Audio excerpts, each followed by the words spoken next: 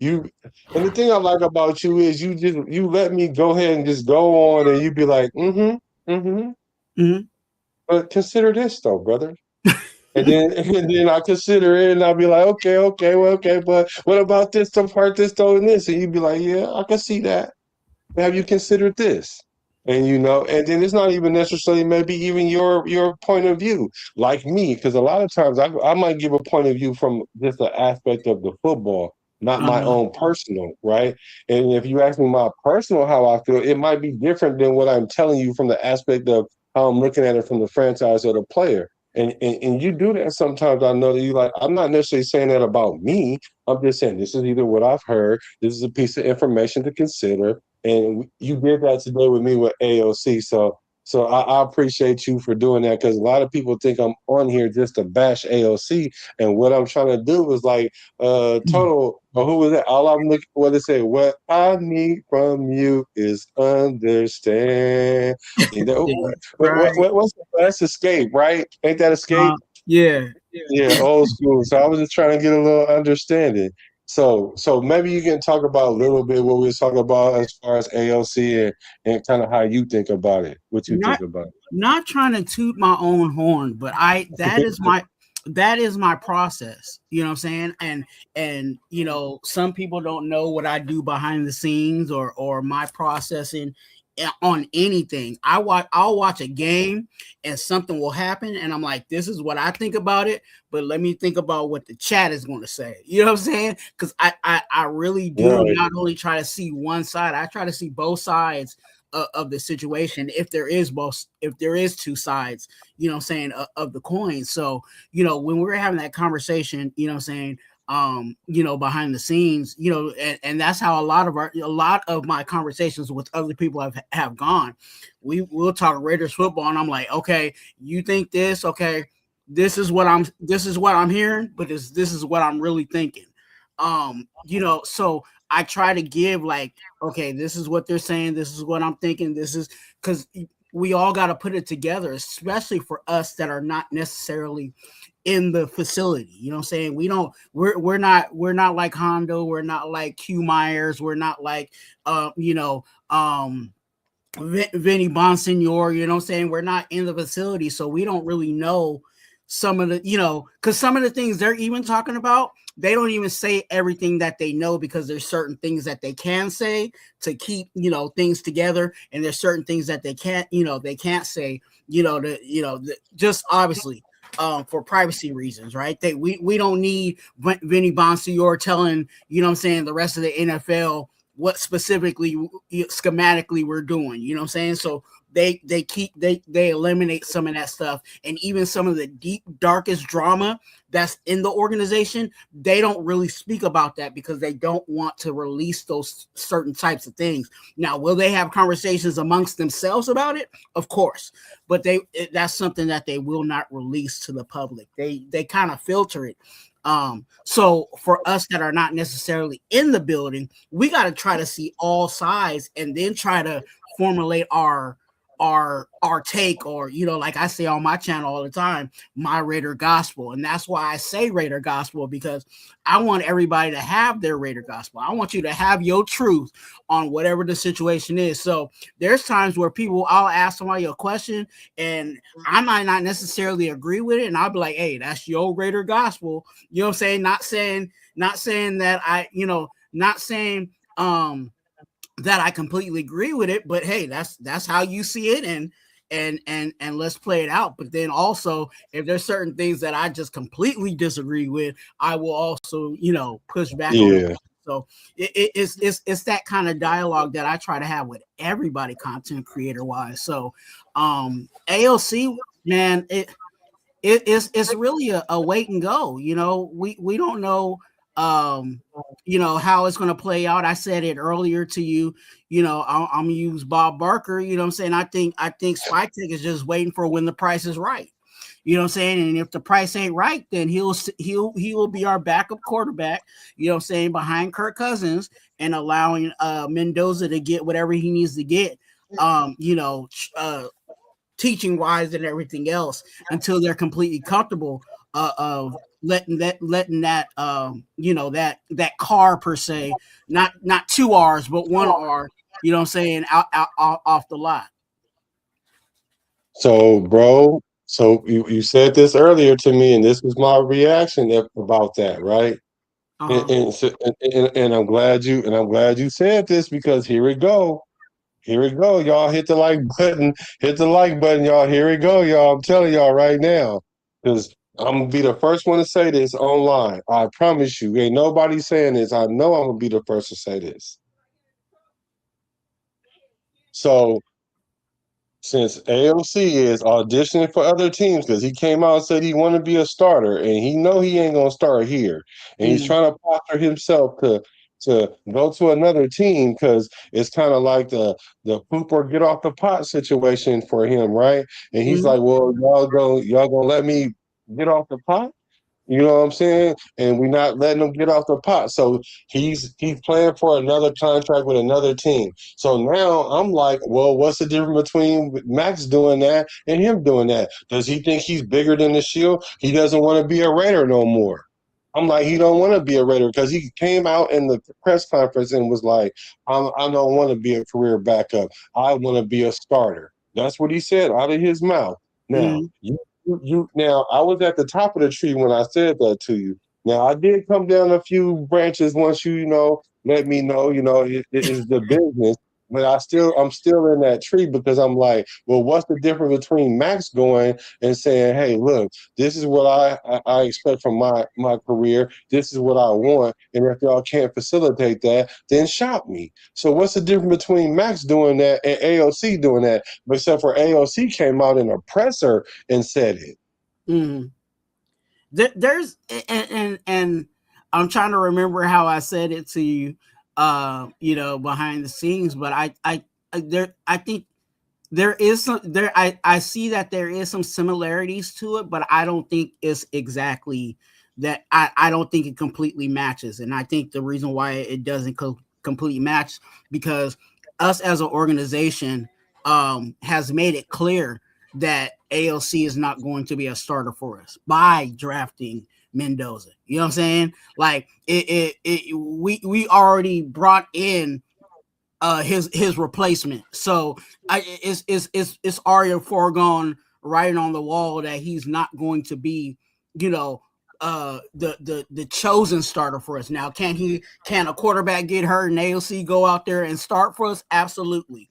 But that's not what AOC is saying, and I think he's like I told you, and I'll say it again. He's interviewing for his next job, and his next job is going to want to hear that he wants to be a starter. His next job doesn't want to hear I want to be a backup. You know what I'm saying? So, so I think him putting it out there, he's already knowing, hey, my contract is already coming up with this team.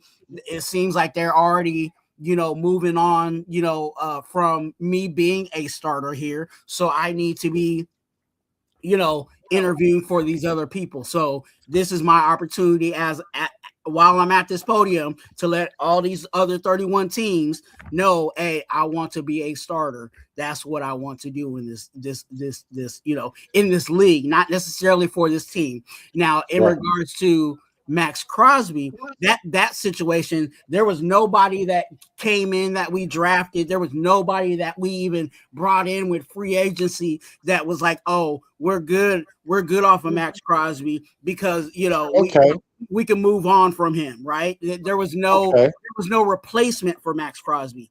Max Crosby, and we had this conversation before. Max Crosby at some point went to the powers that be and said, "Hey, I would like to blah blah blah blah blah," and they were able to make some type of prenuptial deal with the Ravens. So I think it's a little different, but there is some similarities in there. I can see what you're saying because they didn't bring somebody in to replace Max and had the writing on the wall saying that either you do this or you gotta or there's no other position for you. So I do get that part. But AOC, if Max Crosby would have came into the presser and would have said anything remotely close like that, we would be still talking about that right now. Like anything remotely close to if he came out there and was like, man, I want to play for a playoff caliber team, and we know we're not a playoff caliber team yet, Mm. we're gonna be like, well, who are you talking about? Well, Right? And then we'd have been talking about, well, the looking between the lines. He's basically saying either we become a playoff team or he wants to be traded, which that would be what he's saying. yeah. And I'm like, okay, AOC did the similar thing, but we're not going to look at it the same because we have this animus against Max for whatever reason. I don't know. But when we'll look at AOC and look at it different. Before you respond, it says, Mizell, you said you a small content creator. If you're a regular content creator, get in contact with me, and then we can do it. We can do a live. If you want to Twuan's people, I mean, he could be there or whatever you want to do, because I definitely want to help my brother get to his goal as well.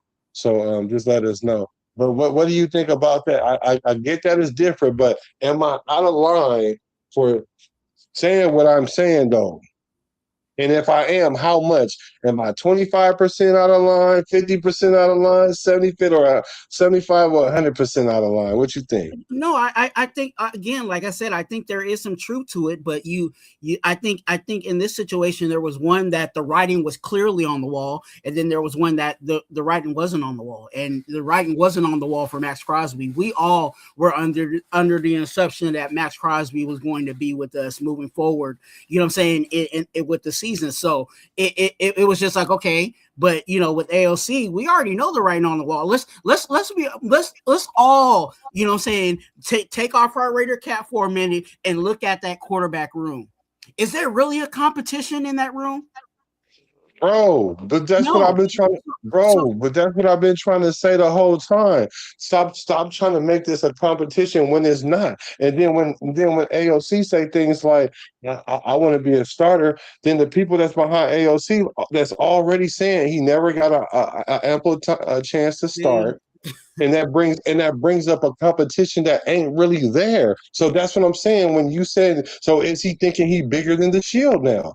That's why I'm saying what I'm saying, because doing those things is you're bringing things that's not necessary, and that's the same thing people were saying that Max was doing, which I could agree to a degree.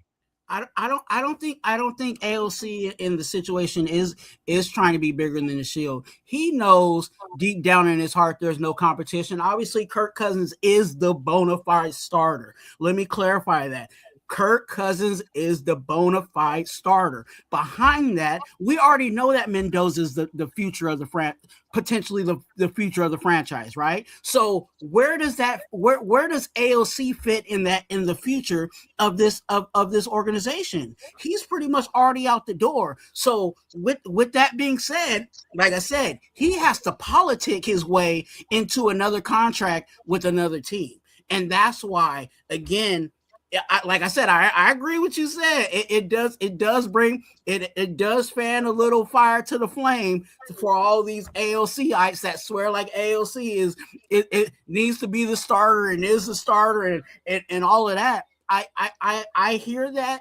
I get it. You know what I'm saying? But in this reality of where we are, they've already made it clear that AOC is not going to be a clear-cut starter for us. Like I said, if injuries happen and he's the next man up, then of course he's going to be the starter for us. You know what I'm saying? But outside of that, we're not looking for AOC to be the future of this franchise anytime. Oh no, wait a minute. Hey, what's up, D Minutes? No, see, I can't buy that, because he's saying he want to be a starter, and all his fans are saying we never gave him a chance to be a starter. And under this Kubiak system, including Kubiak, keeps saying don't sleep on Aiden, all that stuff, making it seem like it's real. When I know it's not really a competition, but everything is supposed to be equal. We're gonna see. We're gonna let the players play it out, and then so he's not out of line for saying that he want to be the number one, especially when we're perpetrating that everything is equal right now. When I know it's not. I know that was a political thing to say, but if we're gonna take it at face value, if he's coming out in the presser saying, because he knows that he's not the starter, but for him to come out there and say that, and then even Kirk Cousins even double back was like, yeah, he'll be a good starter maybe somewhere. You know what I'm saying? Like it wasn't gonna be here. Like even Kirk Cousins knows that. So to me, it's like okay, you are auditioning, and I'm not saying you shouldn't because really you should, but I don't think that. I don't think that it's that much different than what Max saying. But what the nation is saying though is the difference is Max is a starter and he asked for a trade. And my thing is, yeah, he might be a starter, but the thing is, look what he's endured through his 7 seasons or whatever that he's been here, and he's seen all this writing on the wall. Why does he have to wait till his name is on the wall in order to make a move? Because he doesn't have the cachet to say, "Hey, trade me." Who AOC? Yeah, he already knows what time it is. So is you know, he has, like I said, he has to politic right now. You know what I'm saying? And let me make this clear for everybody that's watching this under the sound of my voice. AOC is a backup quarterback for the Las Vegas Raiders right now and potentially in the future. Because remember, I talked about this with you behind the scenes. A lot of people are not talking about this, and discussing it.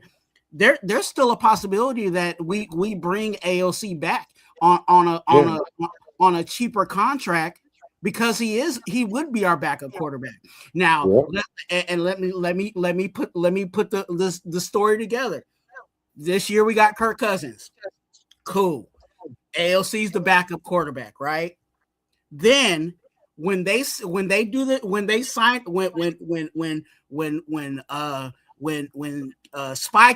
and the powers that be do the sign a permission slip for Mendoza to start, we still need a backup quarterback. Now, with that being said, it would be kind of beneficial to have a quarterback that's already in the system be the backup quarterback. So we could pay AOC a cheaper contract to be our backup quarterback.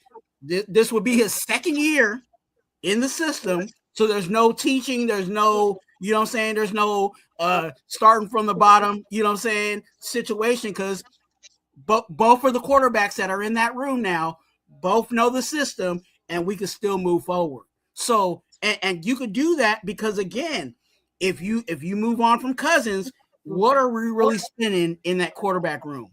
Mendoza's on cheap labor, and that's what I call a rookie contract. You can spend a little couple of dollars to have your safety blanket in AOC, but again, AOC is politicking because, again, all these quarterbacks in the NFL, they all want to be starters. They come to the NFL to be a starter in the NFL. The only way that they make themselves a backup is if physical things have limited them, or they just realize, hey, competition has continued to beat me out. Let me go ahead and make this smaller money. You know what I'm saying? So that's where AOC is in regards to the Raiders. I think he is a solid, strong backup for us. But outside of that, he needs to this is his preseason, the whole season. His preseason is the whole season, because the tape that he puts out there when he does get out there is all an interview for the 31 teams to make a play for him. And again, he's going to try to go to whatever team and try to be a starter. Is it going to happen? That you know what I'm saying? Or only time will tell. But he has to play that job. You know what I'm saying? He could be the supervisor, but I guarantee you that supervisor is definitely putting words in people's ears to let them know that he wants to be a manager. Yeah, but I have a problem with AOC having the ability to politic and then Max Crosby can't. I think if anybody has the leverage to politic is Max, because he's the one that's been on the field. He's the one that's been playing injured. He's the one that put the defense on his back. He's the one that's been the face of the franchise. And he's seeing what we weren't doing and the moves we were not making. And he essentially was like, look, if we ain't gonna make no changes, well, send me to where I can play meaningful games. and instead of politicking it in front of the camera, he went to Spytek man to man, and I think they saw it and they worked together with this. It wasn't like that. He went in there and was like, trade me, do something or trade me, like everybody's saying. I don't think it was that harsh, but see me, I don't like to try to weigh like this more than this, because all I'm saying is this: if you're not want to be a Raider and you're doing something to position yourself other than that, then you don't want to be a Raider no more by definition, if that's how they was attacking Max about it. And I'm like, that's not what that means to me. To me, that means he's looking at it from a business aspect. AOC, no, he's in a good position where I'm still in the league. Obviously, people have confidence that I could play at a level. I've started some games, and I have supreme confidence in myself. Although the reality says something different, that doesn't stop him from putting himself in the best position in order to get him another job if he don't come back here, or to even to earn the backup job here in Las Vegas. Because like you said, once Kirk Cousins goes on about his business, because he's playing for another contract to start somewhere else. And then once he's gone, then AOC can really lock down that backup position. But you have to know that's your role. Let's not be sitting up there talking about he needs to start or he didn't have the ample amount of time to start because AOC is really elite. Because a lot of some people seem to think that he's better. He's better than what I think he is. So and that's all. It's all on, like I said, all the scenario that I put out is all predicated on the when we're ready to take the training wheels off of Mendoza. You know what I'm saying? And the reason why is because when we identify that Mendoza's ready, obviously Mendoza is going to be the starter for us. So we're not going to spend Kirk Cousins type of money for him to be a backup quarterback, nor is Kirk Cousins going with his mentality going to take that position as a backup. You know what I'm saying? Like, that's why you heard Kirk Cousins say, "Hey, I'm not here to, teach anybody." Nor is Klint Kubiak endorsing that. He said he wants his quarterbacks to go out there and get the job done. He ain't asking for them to hold each other's hands and all of that. So he wants.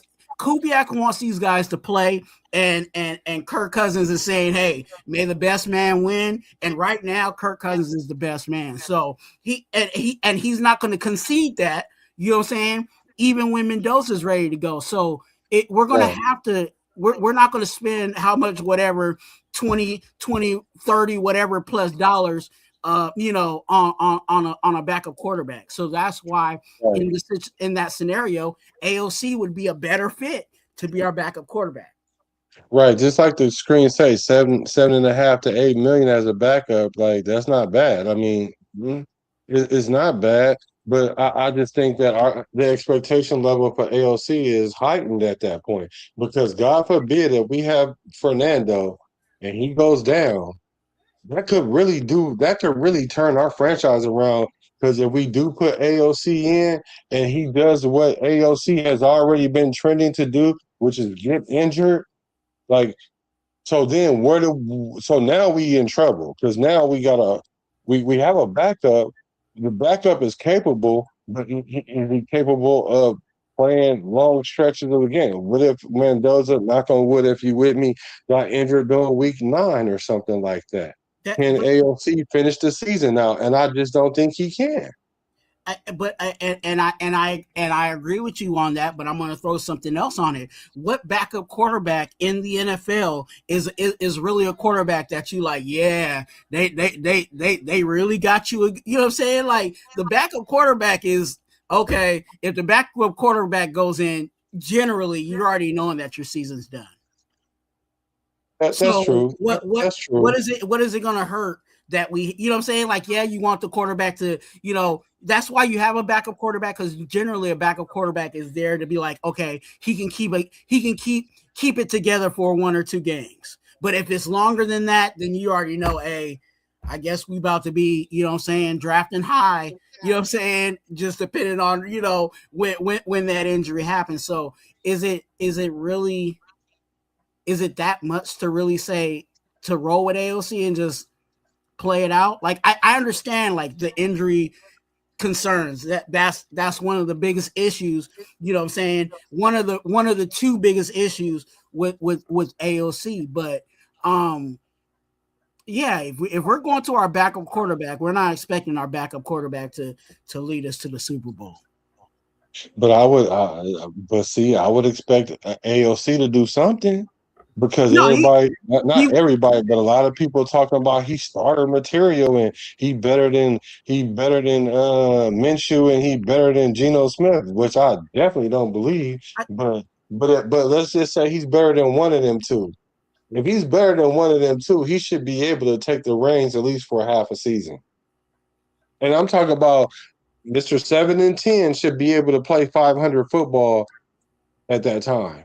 mm, That's just that would be my expectation for him. Not no other backup like you said, because usually if your backup is in there, it's a problem because what happens is he probably one hit away from the third string coming in. So right.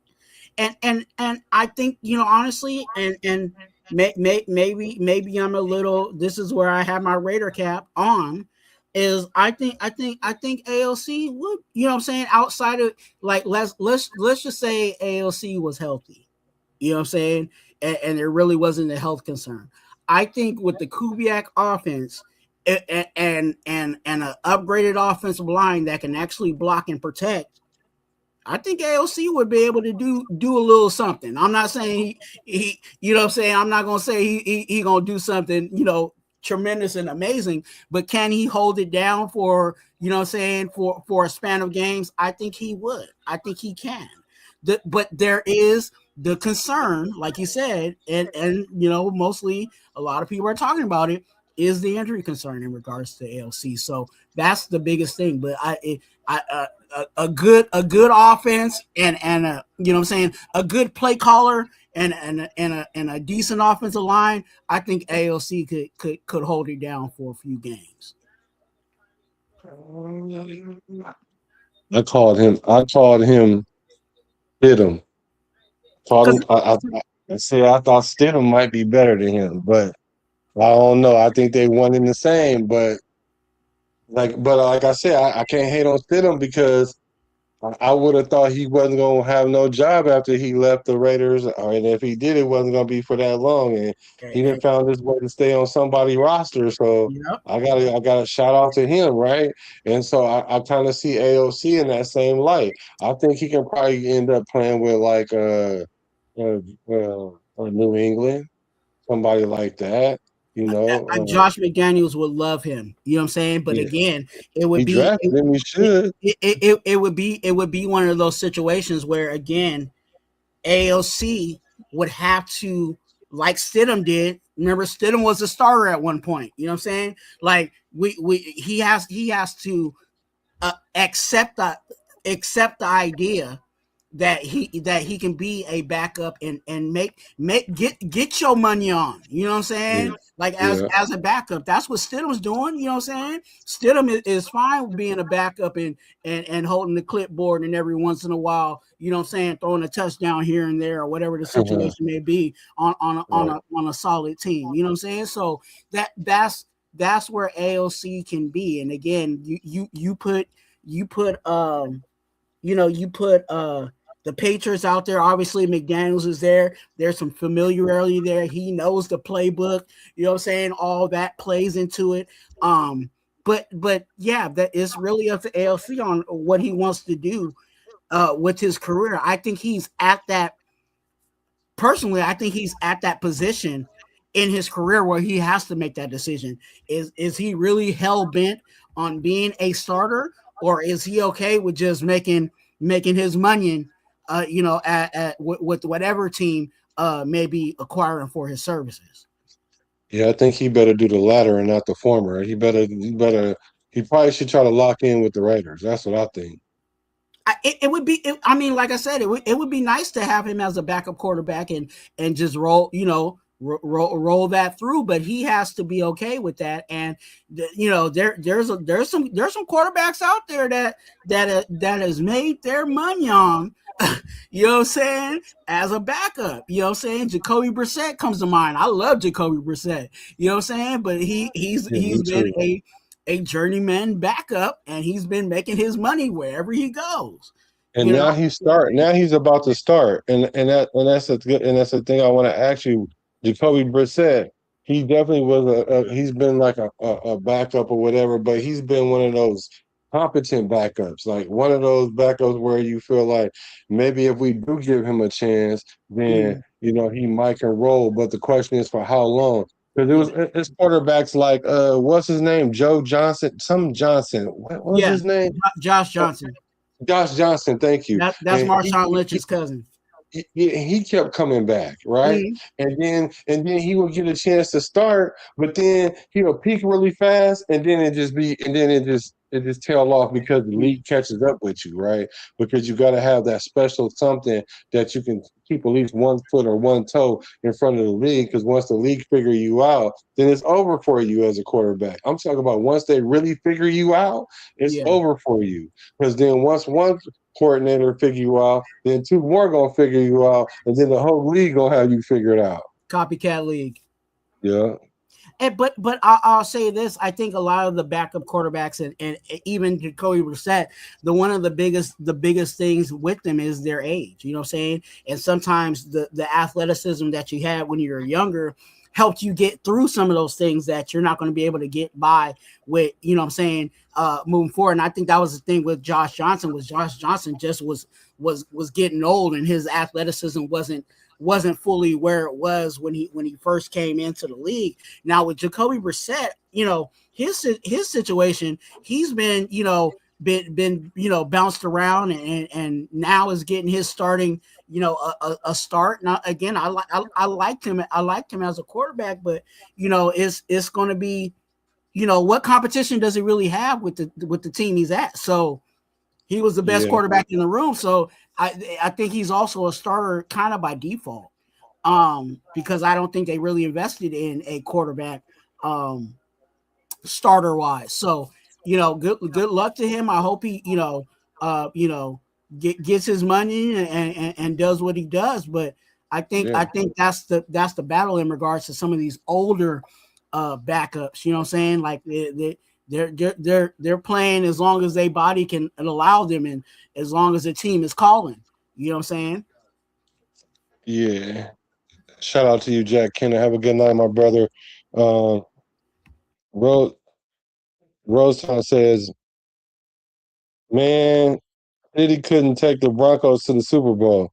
Now, to who was I talking to about this? To his defense, though, it's hard to come off the bench, having played all year, and then you play in the AFC Championship game, right? Mm-hmm. Then not only that, you're playing in the snow. Now I get it; it didn't snow until the second half, but I played football in the snow, like I played in West Virginia in college, right? And even if it don't snow, it's feel like it snow. The weather is heavier, so and it may sound like I'm making excuses for him, but I'm just saying those are a lot of different elements for a guy to come in, a backup to come in and win the game. And not to mention it was a low scoring game both ways. And it wasn't like he got blew out or and the game wasn't like it was out of reach. So I think had he had a game before that, you might have seen a different result or even at least a closer game or whatever. And it was already a close game. But what do you think about Stidham though coming in the AFC Championship game? I think it was already, like I said, earlier, when you bring in your backup quarterback, you already kind of assume that it ain't gonna be favorable, and you with the team like the Broncos, especially with their defense, they had their defense was pretty much what held that team together. Now, Bo Mhm. Nix every once in a while had to make a play, you know what I'm saying, to keep them up top. But when you're playing, playoff ball, it's different. You know what I'm saying, especially when starter versus backup. You know what I'm saying, and we know Right. Stidham Stidham, it would have been a miracle for Stidham to have him fill that out. So he did the best he could with the situation he was given, and that's why you have a backup quarterback. But yeah, I'm not really putting that on Stidham. Yeah, I agree with you on that. Let's see. He said, "I am confident with our core QB room. This hasn't been true for a while. Let's not mess with them." Hey, I'm kind of in the school of thought when you with that too. If it ain't broke, don't fix it. And that's why I was kind of shook when I heard AOC jump out the window talking about he wanted to be a starter. Like, what? Mm-hmm. What are you talking about? Like, have you been on the internet? Are you on YouTube? Are you in the Raiders fear? And you getting gassed up because I never. You're being irregular right now. Like, He talking about the other team. You know oh, what I'm that's what it saying? was. You talk about the other team because again, and I think everybody knows that because again, Kirk Cousins talked when there was a question that the writers asked about AOC, and he even brought up, he's pretty much in a roundabout way, he's playing for another, he's playing for his next job. You know what I'm saying? Yeah, what else? And I think they may have already had that conversation with AOC, like, hey, we gonna keep you around, but we want you to ball out, but this is also an opportunity for you to put out tape for these other teams. And I think that's also why you've been hearing, you know what I'm saying? And I think that's where people this is where you can see both sides of things, right? This is where the AOC, aholics are looking at it, whereas for Spytek and Kubiak, they're saying that, but it's more pushing him, you know what I'm saying, out there, you know what I'm saying, for these other teams. When the coach is talking high on these, talking high about the player, they might be like, hey, how much we, is it okay for us to throw a fourth at you for AOC? I know you like him. You know what I'm saying? They sometimes you got to talk up. You got to talk up what you got to get something for it. Hey, mouthpiece vicious. I get it. Like mouthpiece vicious. And we can Politics, finagle it. First of all, we get a fork for him. I would send him with 2 Vegas showgirls, one on each arm, because I think it's projected that he's worth a sixth, right? Mm-hmm. And so if we even get a fifth, I'll send him with one Vegas showgirl. But if we get a fourth, we will be winning with that. Well, for sure. let me say this. I'm not saying for sure that I think that he's worth the fourth, but I'm just saying whatever they throw at us, you know what I'm saying? Back to the Bob Barker, if the price is right. The price You know what is I'm saying? right. We already know what time it is with AOC. AOC is not going to be a starter for us. So we can get, if we can get something for him, a la Geno Smith, a la Tyree Wilson. You know what I'm saying? If we can get something for these guys before they get up out of here, we're definitely gonna do that. Especially with the mentality that I've been seeing from Spytek. Spytek is if he can get a 7th-round pick for this pen and a plastic fork, you know what I'm saying, he's definitely gonna do it. And an iPhone charger. You know what I'm saying? Right. No, Webb, you're not the only one that's old enough to remember when the backup was the holder. I forgot all about that, but I'm in that boat. I'm in that boat with you. They don't do that anymore. The backup quarterback being the holder. Now now it's the punter. Kicker or the holder. Yeah, the punter, yeah, for real. So all right. So this AOC thing is going to be interesting because there is no clear path of what can happen because there's a lot of options and a whole lot of them. And it doesn't seem and I don't know. Are we going to hold 3 quarterbacks? Are we going to hold 2 quarterbacks? I think that's a big question. And at first, I thought maybe we were going to hold 2 quarterbacks, but I mean, like I'm trying to read between the line when it comes to even Kubiak when it comes to the quarterback room, but I'm not too sure he's not willing to carry 3 quarterbacks. I'm not sure he's not. I think he really might. He's gonna have to carry 3, until we get a trade from AOC. He's gonna have to carry 3 because right now Kirk Cousins is number 1, AOC is number 2, and it's not like we gonna it's not like we gonna hold put Mendoza on the practice squad. No, definitely not. That ain't happening. So you got to, you know what I'm saying, we got to carry 3. And that means we're just going to be short somewhere else. I think that might have been I'll just throw this out there. I mean, that might be why we got Trey Zoom. You know what I'm saying? Like, we might be able to cut some corners in that old line room just so that we can have the quarterback, you know what I'm saying, the 3 on the roster. It's or interesting somewhere you else. said, But no, you're right. It's interesting that you say that, because in order for us to be able to carry 3 quarterbacks, I mean, like Lincoln Kennedy, he said, like, the old linemen, the Raiders usually suit up 8 old linemen. Now if we have 5 old linemen and 2 linemen that can play multiple positions, we don't need a third eighth old lineman, and we can reserve that spot for a third quarterback. Now, my question is, are we going to do that in order to preserve a third string quarterback? Well, I guess presumably a second string quarterback. Um, would that make sense to do that? You don't necessarily have to be the O line. That was just the example that he used to yeah, make it clear. But that could be even in the defensive secondary. We might end up not needing as many because we have enough of them back there. So that we might, instead of carrying 7 players, we might carry 6 because we can get away with it to keep AOC on the roster. But if we doing all that for AOC, that means we think very highly of him. I mean, I wouldn't even say it's necessarily that they think extremely high of him. I think this just because of the process of the letting Mendoza sit and having a safety net for that situation. I think I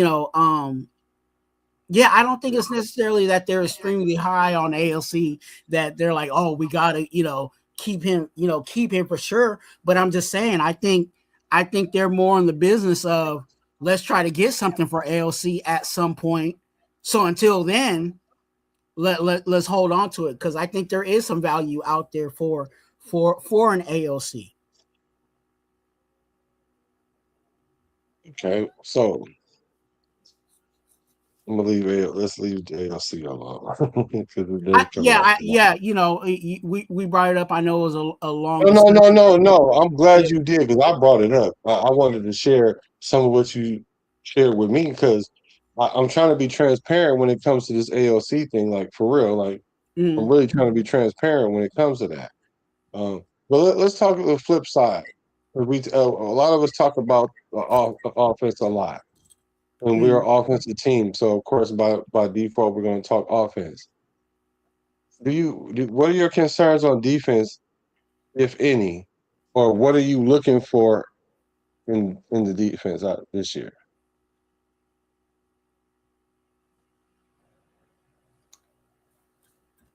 D line. D line, and who's going to really who's going to step up opposite side of Max Crosby? That's one on the D line. The other part of the D line that I have a concern with is, who are we identifying as our nose tackle? Now, we do got some big bodies that came in, you know what I'm saying? We did pull some things there, but who are they really looking at to be that nose for us? That's my concern on the D line. Outside of that, who's going to be our corner? Opposite side of Stokes. That's another concern that I have. So what do you think about Jamad McCoy playing there? I like Jamar McCoy. I'm hoping that he becomes that guy for us. Now, the injury is they're kind of babying him, you know what I'm saying, and monitoring, his snaps, et cetera, et cetera. You know what I'm saying? I think for the reason of having him ready for, when bullets start flying. But I want at some point, during camp to really solidify who's potentially going to be that opposite side of Stokes. So who are the candidate? Who are the candidates? Okay, we have Jamal McCoy. For some reason, a lot of people like Darian Porter. Mm-hmm. I think the messed up about him is he's like a project for us, but now we're in a space where we don't need no Nino projects in the projects. secondary. Yeah. So he might be the odd man out because of that, because we don't have the time to wait.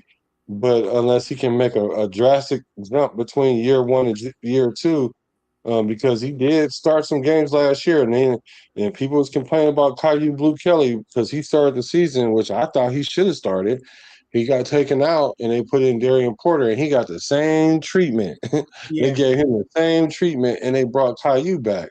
So hopefully, he can use that experience to his for his benefit. I Now, who? Go ahead. Who else do you think though to play no, that corner position?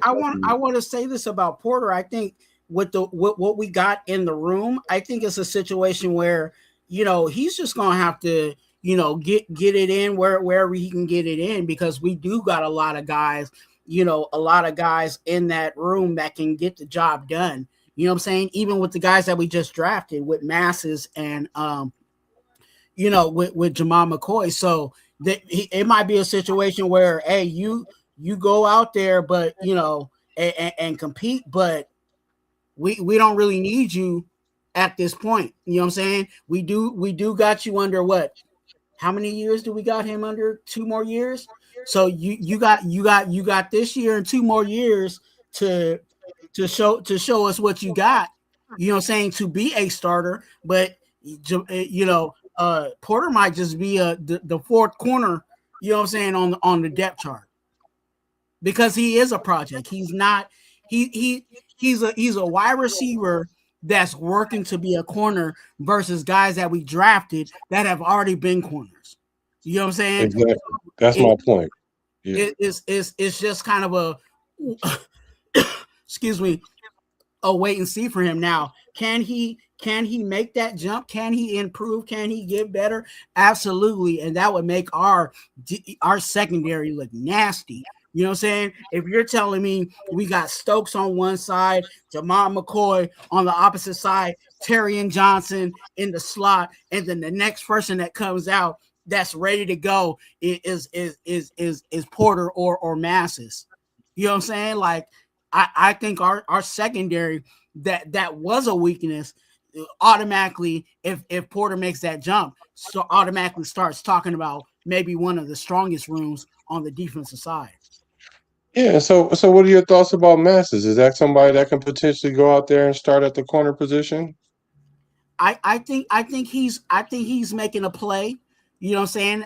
There has been reports out there that Masses has been getting number 1 reps. You know what I'm saying? So obviously, whether it's injury or not, they're looking at him and asking for him to do what it do on that side. Now, what is he doing? We don't know. Is he playing man? We don't know. Is he playing zone? We don't know. Now, I do think that Masses is a better better zone safety than he is on man. So I don't know if that plays into it or whatever the situation may be, but they are giving him number 1 reps. Yeah, and I think they might be impressed with what he got going on, but like Kubiak said, when it's time to put on the pass, we need you to tackle, bro. And he literally looked in the camera and said that. Now, I think he could have said that to about anybody that he was talking about in that situation, because that applies to everybody. But being that he actually said Master's name, and he was like, "Yeah, we're gonna need you to come tackle, bro." Like, that's what, if he could tackle, then I think he can find his way on the field more often. He's just a little light in the tail. But I mean, I think he got the heart to do it, because he's going to have to if he really want to make that leap there. And, So and and what do you expect for someone that was a late round pick to have? You know what I'm saying? He ain't gonna have the complete package. You know what I'm saying? There's gonna be things that he's gonna have to work out. So if he can get that tackling together, and you know what I'm saying, and that physicality, then again, that might be another surprise to the situation, and again make that corner room even more You know what I'm saying? More of a problem for the league. Well, I think we definitely have some. We got some good pieces back there. We going. I think Dalton Johnson's going to surprise some people. Stooks is going to be cool. Jeremy Chin, Paul Mao. I think that's going to be cool. I think Stokes is going to still play good. I think our Mhm. defense is going to be a lot better than people anticipate. But it is a first year with Coach Robbie, so it's got to be some room for grace. But we're Definitely. going from the defensive back to the running back room. Here's a question. Um, I am curious to how you think they will split up the running back carries this season. I don't think there's going to be much of a split. I really don't. I think they're going to run Genty as much as they can, and then every once in a while you'll see Washington out there. I don't think Washington, as much as I like him, I don't think Washington is at the place of what we saw in Seattle, like where Charbonnet was a man of his own. You know what I'm saying? And Walker was a man of his own. I think Washington is more of that complimentary. Like, okay, we'll bring him in. You know what I'm saying? Just to give Genty a little break here. You know what I'm saying? But I think they're really okay with running Genty like majority of the time. So what you thinking? 70-30, 60-40, eighty I, 20 I think it's more 70-30, if Mm. that. Ooh. If I think that. they're gonna give Genty the ball. Uh I think that you might be right. It start off 70-30, but that 30 can turn to 35. It's from 65 to Oh, 35. oh, absolutely. Just and it might be depending on Genty's injuries, or saying something like that, where he might just have like a little nagging something here and there, where they're like, okay, well, we need to preserve, because again, he's our horse. So you don't really want to overrun our horse, but if there's something where he's limping a little bit or something like that, they might be like, okay, we'll that might be where the 35 comes into play. But I really think Genty's going to do his thizzle, what I'm saying, this year. And it's because of the commitment to the running game with Kubiak, and the potential and hopes of the upgrade of our offensive line. So yeah, I'm leaning more towards 70-30. Not really, a 50-50 situation. Yeah, I'm definitely. I think it's going to be close to 50-50. Bruce Willis said we're going to run the ball till the field burns up. So both running backs are going to split the carry 60-40, 60 to Jenny. Okay. 64 is a little too close for me, though. I mean, again, like I said, that's his Raider gospel. But I look, I Oh, yeah, look, yeah, yeah. I'm with I'm with Genty getting the majority of the snaps. And again, who knows? And I'll say this to your side of the conversation with the 60-40. Look, we haven't seen pads come on yet. We haven't really seen, what I'm saying, we seen highlights of Washington, but who knows? He might do something really really nasty in camp, where hey, we might Right. you might want to slide him some more snaps. You know what I'm Yeah, saying? you might. But Right. You but right. He might get in there and just be like, dang, wait a minute. We can yeah, hit a home run no matter who's in the backfield, and that could be a good thing because, like Webb said, he said, which of these running backs is better on third down? And I think it could be either one of them. They both could catch. We seen Genty handle third downs. um, One thing I did want to see about Genty last year is his blitz pickup and his ability to find the guy to block and the ability to block him. And he did fairly well. So I think it could go either way, to be honest. And it's going to take for us to see how Washington respond with pads on. Because if he runs anything like a McFadden or anything like a Adrian Peterson, which I think is more closer to his comp, not to say he's got that level of skill yet, yeah, but I just think he's harder to tackle like a AD. They called him Mhm. all day, right? And And I think. versus Oh, go ahead. McFadden. McFadden was a little easier to tackle. Go ahead, bro. Okay. And I think the metric is similar to what we saw with Genty, like and some of the concern that you just recently brought up in regards to the improvements of Genty, right? Genty's pass pro improved, you know what I'm saying, as things went on. The first couple of games, Genty's pass pro was bad. You know what I'm Yeah, saying? he Like, didn't know where to yeah, go. exactly. So is that's going to be another barometer for Washington is, can you pass pro? Because again, third down is not just third down. Third down is considered the money down. So you're Mhm. going to want your best pass pro, you know what I'm saying, situation and versatility there, right? There's going to be situations on third down, and it's 3rd and 1. You need that running back that can handle short yardage situations. You know what I'm saying? So can he do that? You know what I'm saying? 3rd and 15. You know what I'm saying? Where obviously it's more of a passing down. You're going to need that guy to pick up that blitz. You know what I'm saying? So there's a lot of things that there's a lot of things that need to be checked off for Mike Washington. But if he does check those things off, there might be a possibility that his snaps do go up based on his performance.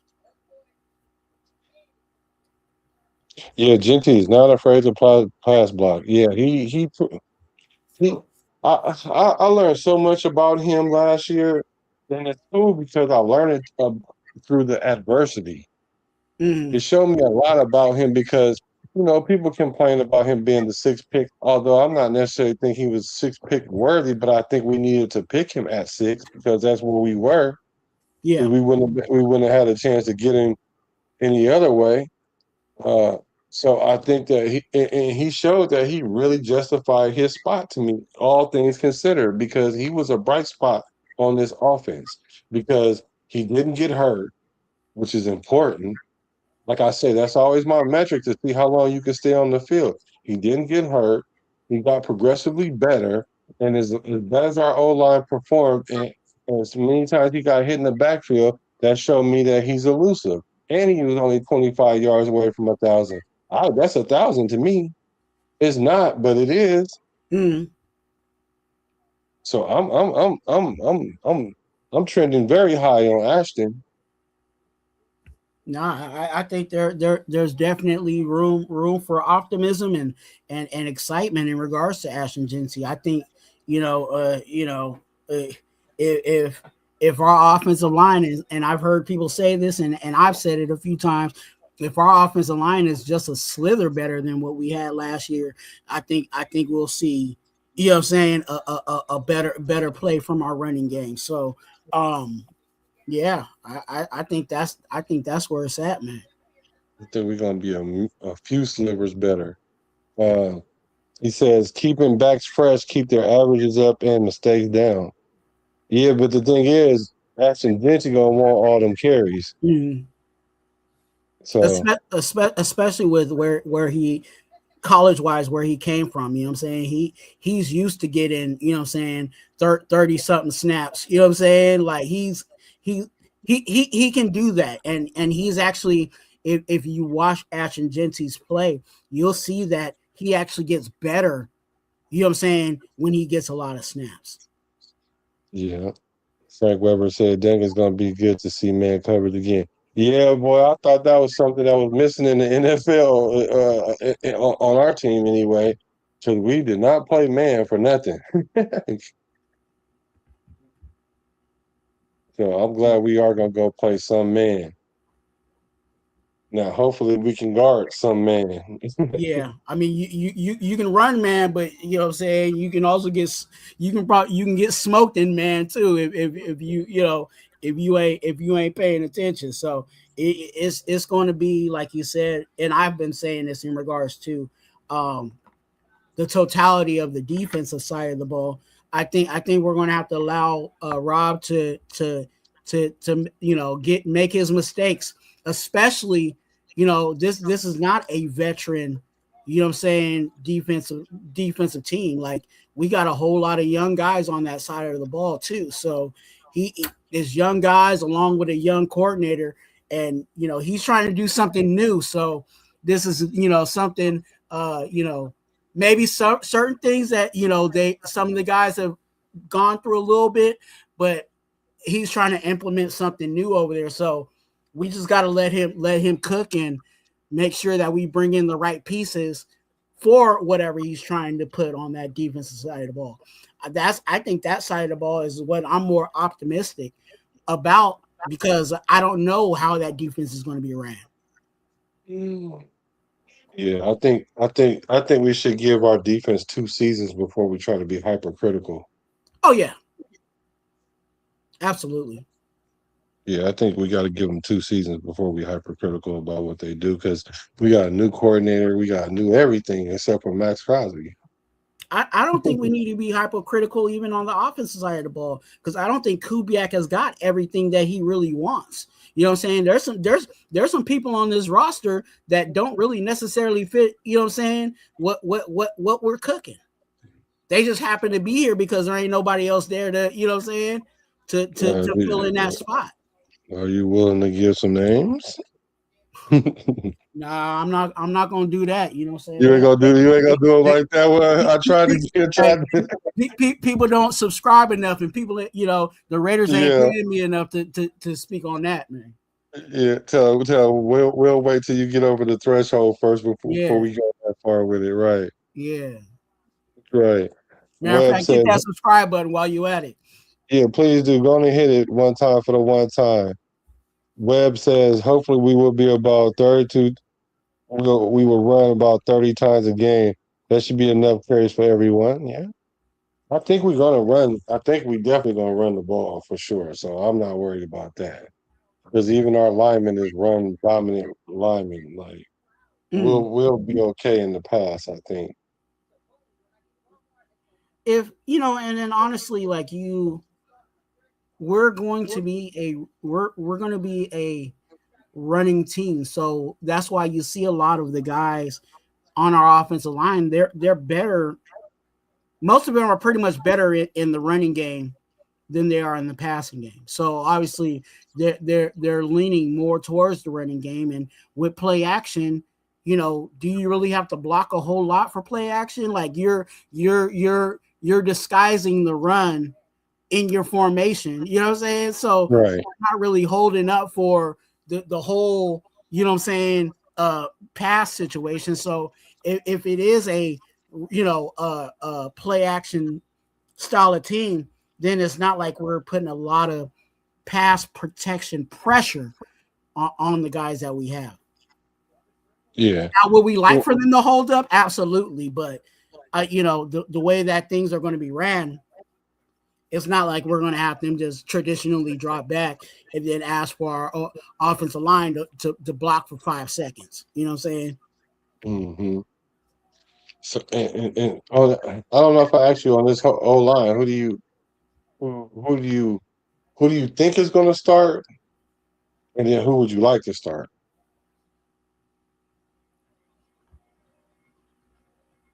Colt Miller, Burford, Linderbaum, JPJ, Glaze. That's who I got. That's who you both want to start, and that's who you think is going to start. I honestly I want Caleb Rogers to take over for Burford, but I don't know if that's going to be the case. Yeah, they talking about him giving JPJ a run for his money. He better definitely be able to give Burford a run for his money. Because I think Burford was a good signing at the time, because we needed a player to stick there if we didn't. But matter of fact, what's going on with Jordan Meredith, man? Because Jordan Meredith was a good guard before they stuck him at center. He's a journeyman, and he's not. The reason why we brought in Burford is because he's a guard that knows the system. He's the veteran guard that knows the system. So that's why Burford has the up, you know what I'm saying, on everybody. But Meredith is a journeyman. How many teams has he been on? How many, you know what I'm saying? You know, he's a guard one time, he's a center one time. What is Meredith going to do this year? Is he a depth piece? I'll throw this out here because we talked about it earlier. Does he fit the system? That's a question. Does he fit the system? Is he one of those players that doesn't necessarily fit? He might fit this system better because his power is not his game. And so consequently, if we are using Kubiak, he usually played to the strengths of the lineman that he had. Like, so does he play better? Does Meredith play better in the system? Is it more comfortable for him? I don't know. That's what I'm saying. But I don't know. He played good at guard, and then they stuck him at center, and out of necessity because they didn't want to put JPJ there because for the reason like you said, some people or somebody said that he was probably too big to play center. He probably could be better used at guard, so they stuck him at guard. You know, so I don't know what Meredith is. He might be the odd man out. Let's see. Weber said, pretty sure the vets will start on the O-line, even though I would personally prefer to see some youth. Yeah, me too. Like Trey Zoom, he'll get his chance. I think Trey Zoom will get his chance. I think he's one of them players that once he gets on the field, he's not going to get off. So I think that's how that's going to work. I think Trey Zoom, I think a lot of people didn't like that pick. I hope once it start panning out, you guys give him the love that, because a lot of people did not like that pick at all. Trey Zoom? Yeah. And I'm like, we can't go pick no lineman in no deeper rounds and expect him to be confident. I think because of the also because of what was on the board at that time, people felt like we could have did something else. Yeah. Yeah, probably, possibly. But I like how we drafted. I see the vision of what we were trying to follow, so I'm with it. I mean, it's no guarantees, but at least I see what we were doing. You know. Did you get a chance to see the Raiders show that they did? Where they went behind the scenes of the draft, and I think episode 1 came out. Is on Raiders.com. You know, that was actually one I have not watched. I was planning to watch that tonight. Oh yeah, take some time. You'll enjoy that. You'll enjoy that and watch that. Let me see. Raphael, good to see you, man. What'd you say? No, I was just shouting out Raphael El Capitan. El Capitan. It says Kubiak likes to give his own lineman an element of surprise. Definitely something they didn't have last year. Yeah. So I think we just ready to see it on the field to see if it's going to translate, because we've made a lot of good choices, something that we're not used to, and so we do hope that it translates to some continuity on the field, because it takes some time for the O-line to gel together. It takes some time for the defense to gel together. It takes time for the quarterback and the receivers to see eye to eye. But it's just something about Kubiak that he can just pull them all together in a short amount of time. Now, I don't want to say we're going to be there in 1 year, but I want to say that we're going to make a seismic step in where we are now to where we're going to be at the end of the season. I'm very optimistic about it. I think there is a reason to be optimistic. There's only one spot or one decision this year that I was like, what the heck were we doing? Which was Kicker. we probably didn't have much choice there. Yeah. Matt A with the G being silent, but everybody wants the Tokyo toe. Happy Pride, everybody. Happy Pride. So the Tokyo toe is what people are saying. And I was like, well, he hadn't kicked any balls past 52 yards or 53. But then I had to think in college, you're not going to really get to kick that far. No. So I don't know if he does have the leg for a 54-yarder or not. So that's going to be an interesting battle to watch in camp. Uh, what do you guys think? Or you guys think the veteran Matt A with the G being silent has the leg up on the Tokyo toe? And I'm not talking about just because we like the Tokyo toe in his story, but do you think he's gonna beat him out? And if he does, boy, that's going to be amazingly exciting for Raider Nation if he does get to be our kicker. Now, I don't know how long they'll love him if he's missing field goals because we loved us some Janikowski. We loved us some Janikowski. Hey, I seen old boy miss a whole lot of kicks, so I'm I'm I'm already ready to move off of him. Who? Matt.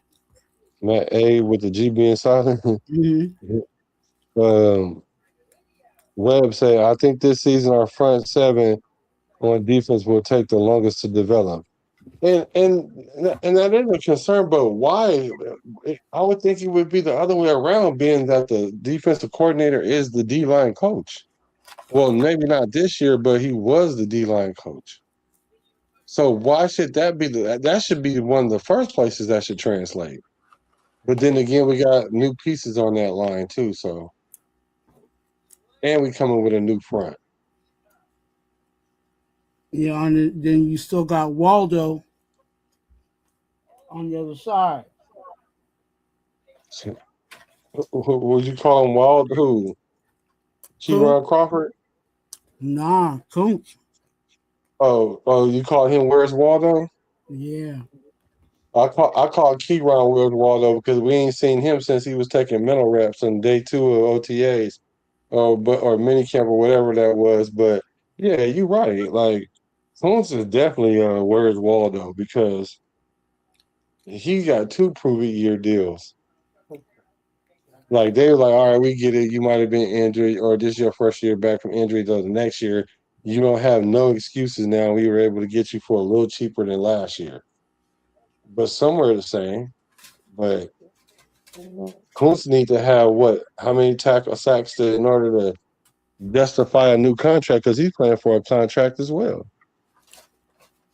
Double digits. I see.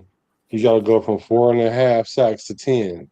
You got to be in the neighborhood. I need 8, 9. Yeah. Yeah. I don't know if he's We gonna get it. we already gave you 24 mil. And we essentially gave it to him because he played those last 6 or so games with AP. Exactly. So we already gave you 24 mil. So you need to especially if supposedly people are shifting, you know what I'm saying? Supposedly Max Crosby is getting doubled and triple teamed. He does. I seen him get double team and chipped. No, I'm just saying. So if that's the case, what are you doing on the other side? Getting blocked by the left tackle. Single coverage. Single coverage, right. And what happens on any situation when you're single coverage? Your job is to beat your man. Oh, sure. A one-on-one is you licking your chops. And I think that's why we going to a 3-4 because we can't get around that edge. And then that way we can scheme players around that edge or stunt some Dang. players. You know what? You just brought up something. Do you think we're going to 3-4 because Max Crosby can't contain? Can't contain what? Outside? Yeah. I never thought he had a problem containing. I think they're trying to get him to the quarterback more. Like, because I mean, in a traditional 3-4, then he's not really. You know what I'm saying? Like you got linebackers that are covering up. Yeah. So, do you think that's what it? Because I I I think that was and maybe we can disagree on that, but I think Max Crosby. I'm not saying he can't contain because there's every once in a while he'll do it, but there's been some times where I'm like, dude, why are they literally running the ball on your side and you're not there? Yeah, because he wreak havoc when you run away from him. So usually what happens is if a defensive player is killing you on the run, the best thing to do is run at him, not away from him. So I can see what you're saying there. Raider Rebel said 8 or 9. Damn. So we need 18 from Crosby. I think that's a little much to ask from Max Crosby. 18 sacks. Yeah, and I'm just saying, Kuntz better do something because again, that the production got to be better than what it's been. Again, we spent 24 million on this guy, and what has he done? Right. I Raider, I I rather let Kieron Crawford run out there and rush his heart out. You know what I'm saying? I would be okay stomaching that versus spending money on a vet that ain't doing nothing. I think that's the goal. I think that's what's going to happen. I think someone's going to keep getting blocks, and Keyron going to come around that corner. That's what I think. Raider Rebel says put Max on the O line with his hand in the dirt. Webb says Crosby can contain. He just doesn't do it all the time. Right. That part. That's what I'm saying. Like, you know what I'm saying? That's a good point right there. He just don't do it all the time, right? But I think that's because he has to put the whole defense on his shoulders, though, for real. I honestly think that because there's a lot of times that we're looking for Max to make plays, and I'm like, what about these other players? Why they ain't even making some plays earlier in the game, like to give him a chance to breathe or to conserve himself or pace himself. Yeah. That's what I think. But so and the whole Crosby thing is, do you think he's overpaid? Did you see that in the article saying that he's like the number 8th Man, come overpaid on, man. contract? You trying to have me lose subscribers because as Oh soon as no, we we talk okay. about as soon as we talk about Max Crosby and what he's worth, you know what I'm saying? Then people gonna start unsubscribing because you already know how I feel about Max Crosby's production. Well, 18 sacks is a lot though. Yeah, that is a lot. 18 sacks is a lot. I'm sorry, that's a lot. So I'll let you. Maybe that's why our minds go up and down. My subscriber count go up and down because I I'm don't know how to read the room well. I just know that when I talk AOC, I can feel the eyes coming through my computer and through my camera, uh waiting for me to say something ill so they can let me know that I don't know what I'm talking about. I think Max is 14, 15. I Yeah. think that's a good mark for him. Raider, hey, if you want to come up, you can come up too, bro. But he's been overpaid. Oh, see, when I hear people say that he's overpaid, I think they just don't like Max. Because what makes Max overpaid? Because Max is definitely a top five pass rusher, uh, DN, edge rusher. And if he ain't top five, I know he's top 10 for sure, but I'm sure he's top five. And if he's top 10, and the average out of the top 10 is $39 million, but Max Crosby make $35 million, which is the lower tier of that. I'm thinking he is right along where the market is dictating he should be, and he's not overpaid. And for those that are saying he overpaid, how much you think they should pay him a year? How much is Max Crosby worth a year? For those that are saying that he's overpaid, Raider Rebel says, "How is that a lot? TJ Watt had 19 in the season. Yeah, look how long ago was that. Look up TJ Watt's last two seasons. I looked it up today. Look at what he did the last two seasons. And Crosby's been hurt the last two seasons, so and so he's had to get surgeries and all that. So his 23 season was good, is up there. But what about TJ Watt's last two seasons? Let's look those stats up. I'm gonna look it up real quick again. I have it in my phone because I already looked it up. And then he had 22 this season for less money. Myles Garrett just broke the sack record. It's a little bit more than what Crosby getting, and that's a contract thing. And I'm sure he's getting more guaranteed money because even the edge rusher that's underneath T.J. Watt uh, was had way less production than Max. Max had better production than both of them, even being injured.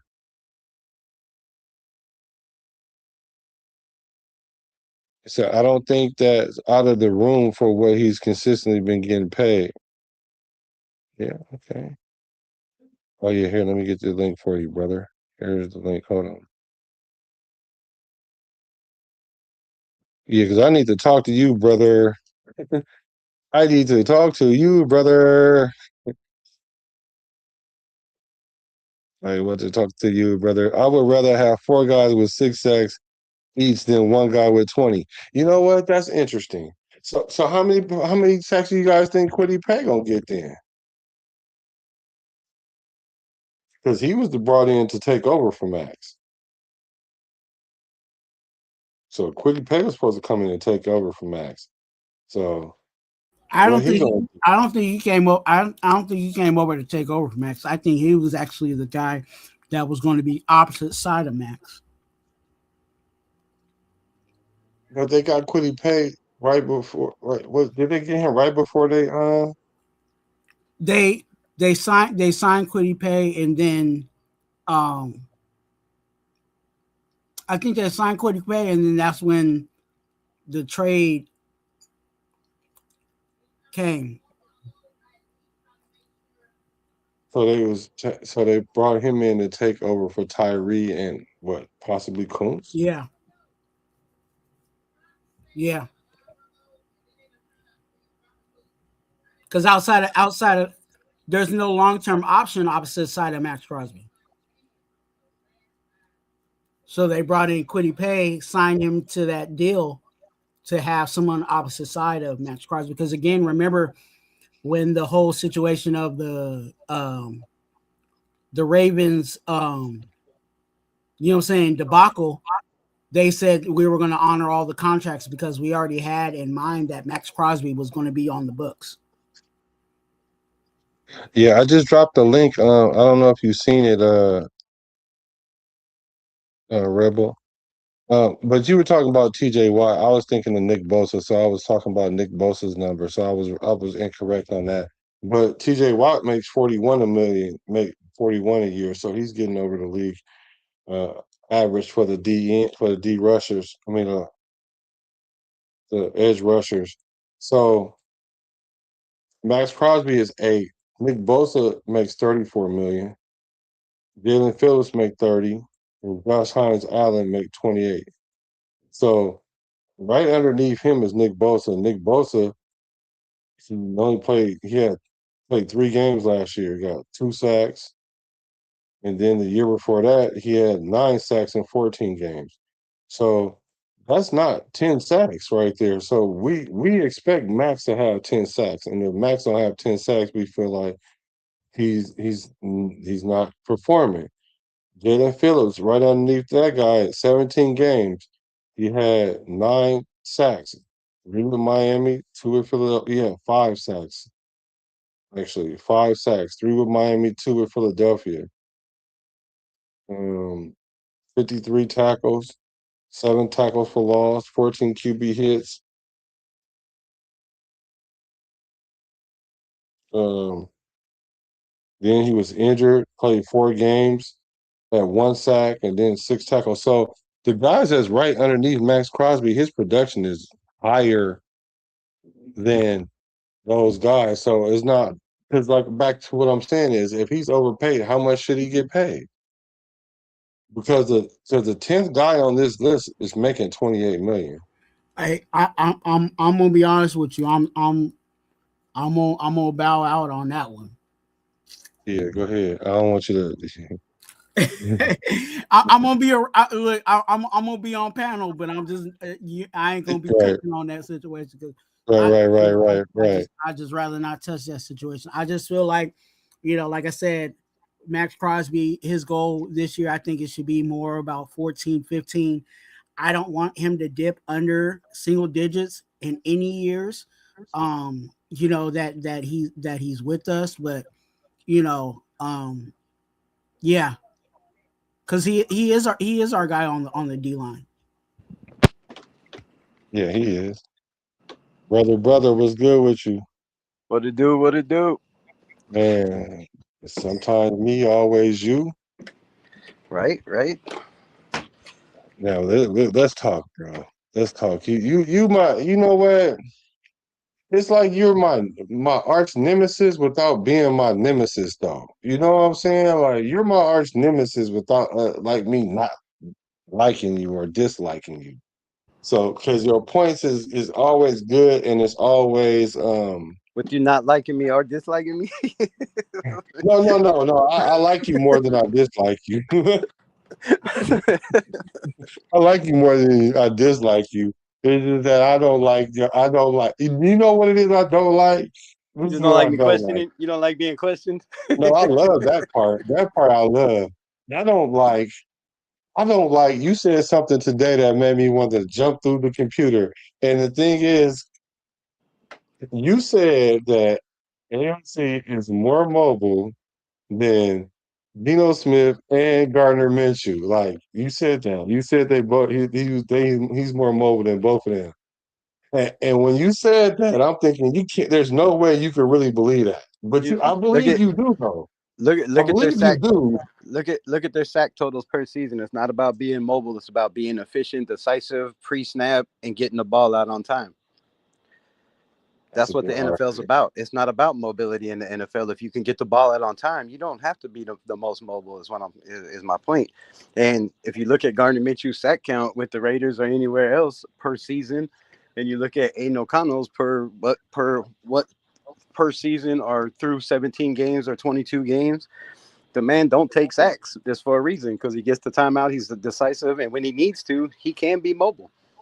Yeah, because he get hurt though. He get hurt and then he be Man, out. everybody gets hurt. Max Crosby ain't played a full season since he been a Raider. The dude's been hurt every single year, but he makes 30 Let's something not million take dollars Max per year. Crosby as injury prone. J, Max Crosby is not injury. JPJ been hurt every single year. Colton Miller been hurt every single year. I mean, Oh we yeah, don't no, talk he about wasn't. we ain't talking about these guys. I They mean, not. They haven't been hurt every single year though. they have They Colton Miller haven't. the last 3 years. He been Colton hurt. Miller. Colton Miller Colton Miller haven't been been hurt hurt every every season. year the last 3 years. He only been really hurt the last 2 years. JPJ been And hurt really, every he since could he have been in came the back NFL. last year. But JPJ ain't played half a season since he been in the NFL. Like only everybody been gets in the hurt. league 2 years. We can say the same thing about Brock Bowers then, if that's Everybody the gets case. hurt. It's what you do when after you get hurt, how you come back, and how you let that injury, dictate what your career is going to be. So how do we not use that metric for AOC? AOC was hurt the year before in his senior year of college. The only year he wasn't hurt was his When rookie did he year. get? Was he hurt his senior year in college? I thought he finished his senior year and played every game. You know, I think he was out that his foot injury in his senior year in college. But let me double check that though, because I I don't want to don't be know. wrong about when it He comes to might have been him. But playing. I don't think he played. I don't think he was playing with injury. I what know I there's a do lot of know talk is he saying only that wasn't hurt his rookie year. He's been hurt every year since his rookie year, which is 2 more he seasons. didn't get But hurt his let me rookie double year. check that about his rookies about his college. He got hurt. He got hurt getting sacked in the preseason or hitting his helmet, whatever. Same thing as I guess it was sack. And he got hurt with getting carried off the field with a deep knee bruise, and they put him in a cast, which sometimes that's a precautionary thing because they don't know what the thing is, or maybe he really thought his leg was broke. You don't know. I mean, you don't know.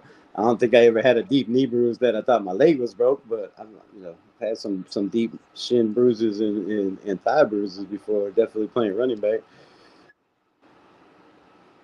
Yeah, it says AOC had injury during his senior year. He suffered a rib torso injury in week 3 in Syracuse. He tried to play through it.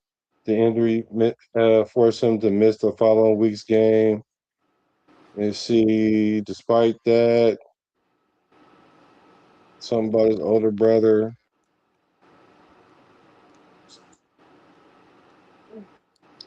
Let me see. Something about his older brother.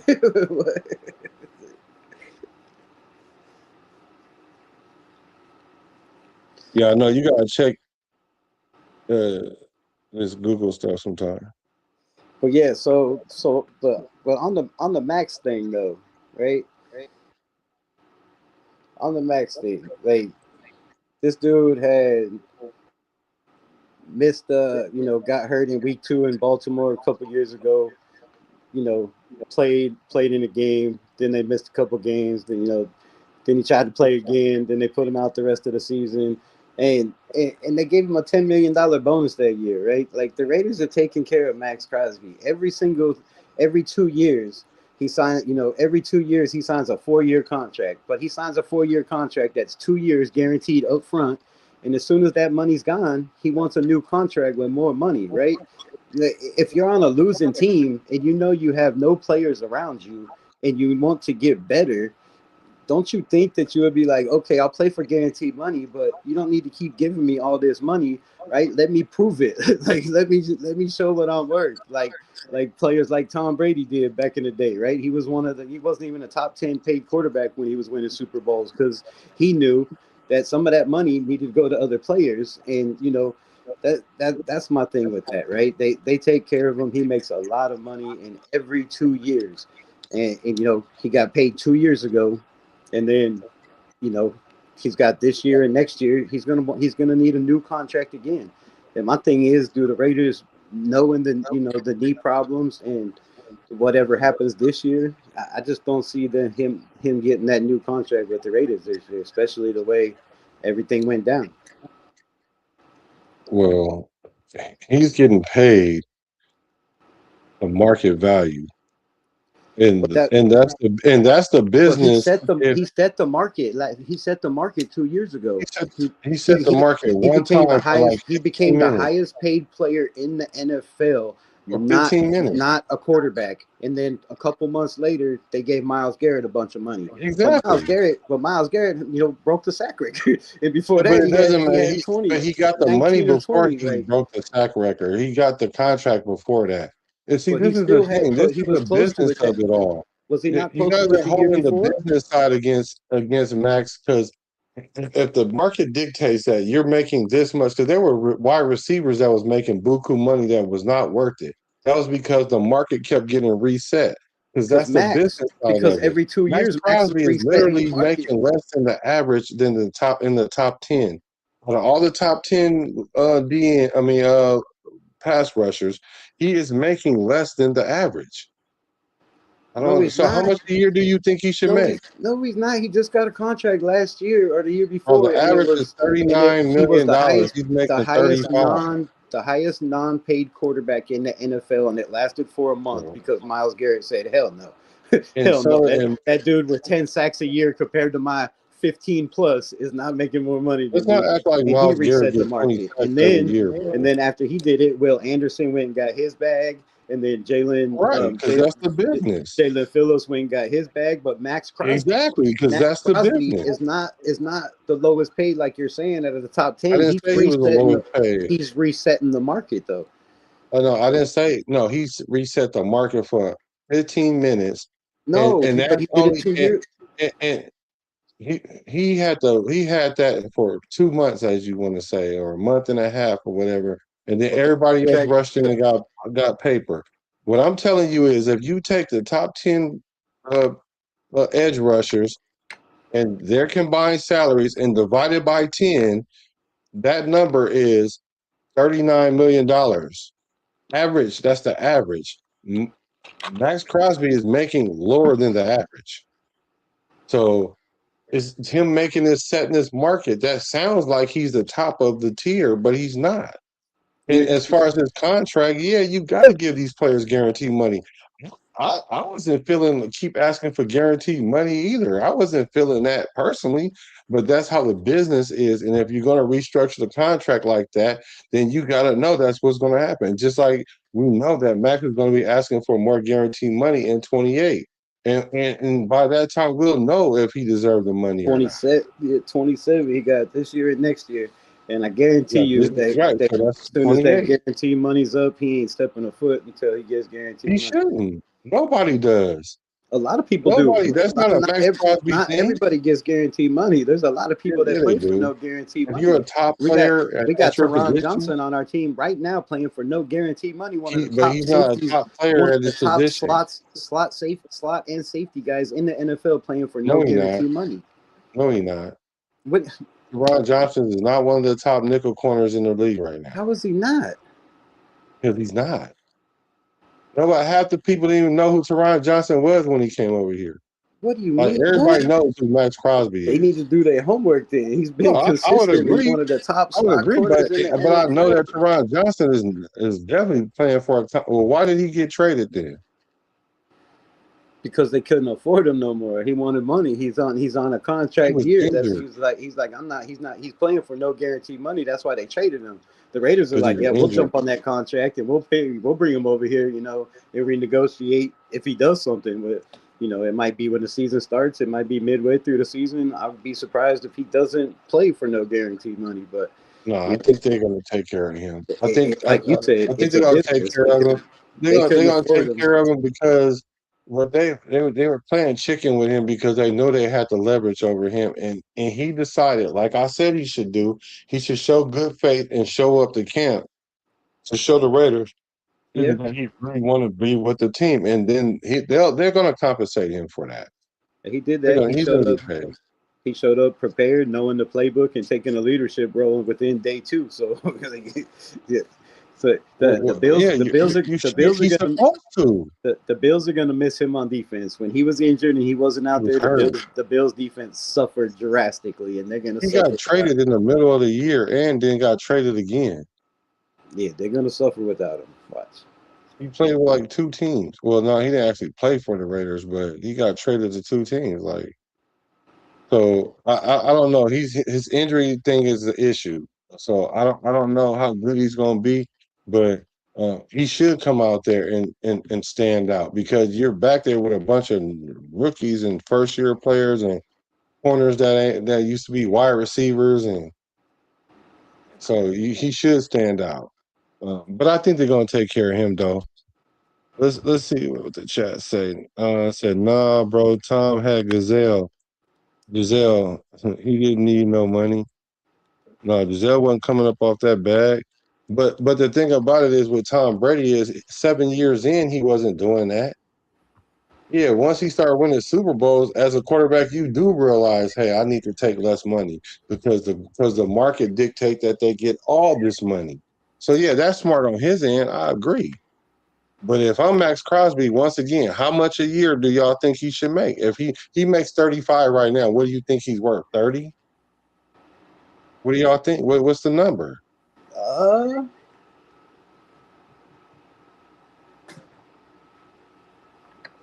And that's why the Bills got rid of him, I reckon. Well, I mean, like, They're how like, much we you don't think know Max what he's Crosby worth. should make a year? We don't know what he's worth. Yeah, see, that's what I see. So when y'all say he not worth it, but then we can't give him a number, then I'm like, why are y'all saying he not worth it?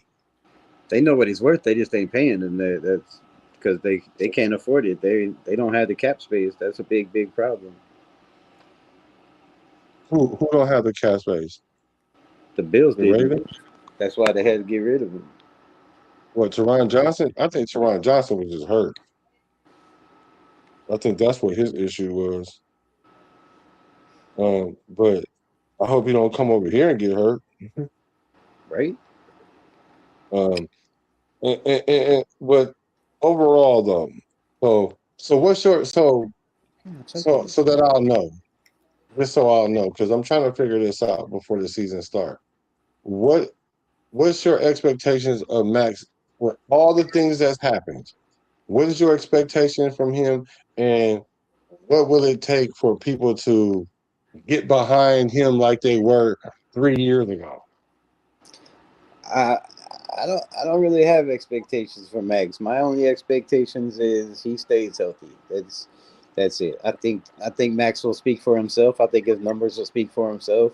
But I know that he has, there's no excuses now. You can't say, well, I don't have nobody around me, or I don't have any, Pro Bowl caliber players around me, because they went out and spent a bag, and it was mainly on defense, right? They put two linebackers behind them. They went and got corners and safeties in the draft, and Teron Johnson to play the slot. So there's no, you got your best friend, as he said, right? Robbie Leonard's my best friend. You got your best friend as the defensive coordinator. There's no excuses. So I think the expectations and the weight on Max Crosby is more than it's ever been, in my opinion. You're looking at a guy that, you know, he walked up. He didn't have to come in, right? He didn't have to come in on his channel, smiling ear to ear and be like, "Oh, this is a sad day. I love the nation." Blah blah blah. But hey, Flock Nation, I'm coming. I'm ready to work. And his tone changed. The smile on his face, his eyes lit up. He was like, "I'm out. I'm out of here." And then, and then, and then they're like, nah, we don't want you. And then you got to come back and you got to eat crow. And you deleted, as soon as that happened, you deleted that shit off your channel saying Flock Nation, and get ready. I'm coming, Baltimore. Like, we're gonna do this, right? You thought you was going to a winning team, but the grass wasn't greener on the other side. So now you got to come back and you gotta eat crow, and you got to be a little bit more humble, and stop being more about I want to win a title. I want to win a championship. Because you can go back and listen to every So, Max Crosby's interview after a loss or after a win, and he says it doesn't matter. I just want to be great. Doesn't matter. What do you feel about this loss? I want to win. It doesn't matter. I just want to be great. I want to win a championship. I want to be the greatest of all time. And I don't hate on that. But we all know this. You know what I I mean? like it. You don't have to constantly tell somebody you want to be the greatest of all time. Like, how about focus on the team and the team effort? And I think now he's doing that, Focus right? He's on the bringing team. he's bringing the rookies in. He's having the rookies over. He's We been already doing know that. but he had that with the defensive line.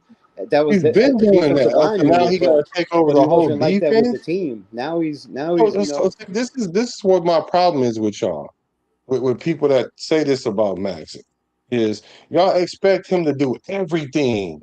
Everything is on him, and then when he gets to the point, and we act like that, we've been having a competent franchise. We act like we didn't see our franchise just take a total crap on Carr, take a total crap on Josh Jacobs, got rid of Khalil Mack. I mean, like, we did all kind. We've been Michael Crabtree when he was playing good. I mean, we got rid of a lot of players. So now we're saying, okay, well, Max, you're supposed to walk this line that's so straight that you can't really make no mistakes, because we're relying on you to not just look out for the D line. We need you to look out for the whole defense when our team, you're the our head leader and the office, face of the when our head franchise. That's office what has faces of been the franchise do. when our head office has been totally incompetent, like totally incompetent. But yeah, we expect Max Crosby to fix that. Just You that know one what? You player. know why our head office has been incompetent? Because players like Max Crosby said, "I might demand Get a out of trade if I here. don't get my way." And AP Get is out the of here. head coach. Yeah, You know why? that to You me know why sounds we're like y'all being incompetent? sensitive. Because players Y'all like still Max being Crosby sensitive. want new contracts every year, and you can't afford to keep the guys You in the know, building. You can't well, afford to stop keep the making guys in the 2-year building contracts.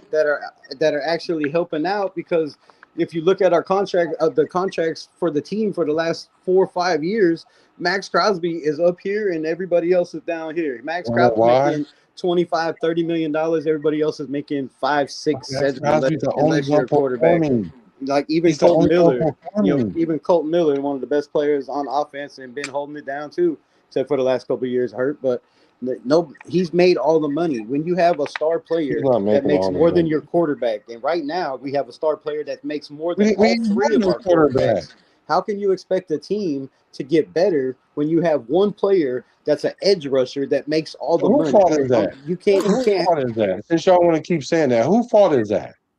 That's Max Crosby's fault that they offering him all that money? When you say you're going to get, you want to be traded if Okay, you so don't why get don't your they let him way, go or then? when you come in and you say, I need a new contract guaranteed. Like, I mean, yeah, Okay, so what? when you have no trade clause on your contract, and then you come in and you say you don't want to be here no more. They Like, don't I have mean, to yeah, agree to it. They didn't have to agree to it. no, they didn't have to agree to it. So why are y'all blaming Max Crosby? And matter of fact, how you know Max Crosby said that? It could have been his agent. Well, I'm sure it was his Because y'all agent, making it sound like Max Crosby but is you could, holding the Raiders but hostage, and who? he not. But who runs the agent? You tell Not your running agent what you want to do, right? the agent's gonna. If you don't Let me want no tell more you. guaranteed money, if Let you're me let trying to me help the tell you. team, then you The go. agent says, let me handle the contract. You handle the football. Yeah, And but if the he agent says, also calls and says, "This is go the in there and deal, ask for accept an it or extra not." amount of dollars, That that's what he's gonna go in there and ask for. He ain't the gonna be agent like, don't call you and no, say, don't "This do is the that. deal, it's done." We The need agent, to save some money for Kuntz, who's not performing. We need to save some money for Tyreek Wilson, who's not performing. We need to save money for Adam Butler, who's not performing. We need to save money for Thomas Booker, that's not performing. We need to save money for, like, who are we saving this money for? We need to save money for the linebackers that they ain't even on the team no more. you don't need to save money; you need to spend money. So We haven't what we need spent to money save because money most for of the when money Max goes to Crosby, the Max only one on defense performing? every 2 years. How's he performing if he's not out there though? Oh my gosh, y'all act like this boy ain't been on the field.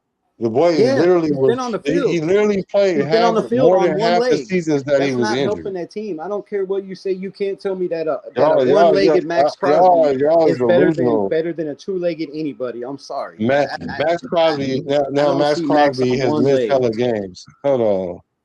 I don't see Max on one leg being better than anybody with two legs out there. No way he'd be better with Charles That's Snowden not or true. Caleb Von Chasen out there How or can y'all say that any of when that. how Any of can that. you say that when Look at AOC falls Look directly at into that? 2024. Look at 2024 when he missed the last 6 games or 7 games of the Why? season, Because he whatever had it was. ankle That surgery. our defensive run Ankle stop, our surgery. run defense went up, our pass defensive went up, and the defense played At pretty the end of the solid. year, Played pretty solid with when we was without playing Max teams that Crosby. was But tanking. can I finish? They played pretty solid without their leader, Max Crosby, making all this Oh my money, right? God. The So team now the came defense is together. better without Can I Max. finish, please? No, because that's crazy. But listen, they came together. They played well. The defense played pretty well without Max Crosby, their leader. But you take T.J. Watt off the field for the Steelers, that defense falls apart. You take Myles Garrett off the team for the Cleveland Browns. Well, it might not because now he's with the Rams. But that defense falls apart. If you take any of those guys off the defense, their defense falls apart.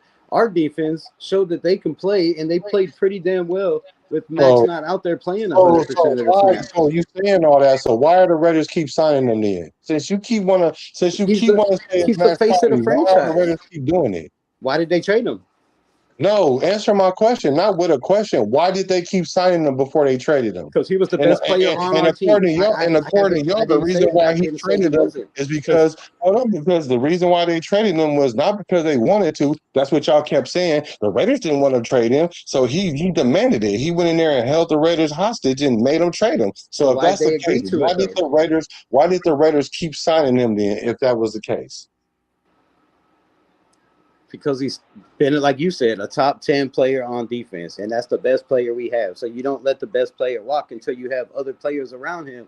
Now we have that, and this year, they went in and brought those players. That's why they were willing to part ways with Max, because they're like, okay, now we got 2 top linebackers. Now we got a top safety. Now we got, a pretty damn solid corner. We got another corner. This defense has, we're switching it up from whatever it used to be 5-2 to a whole lot of crazy zone to a 3-4.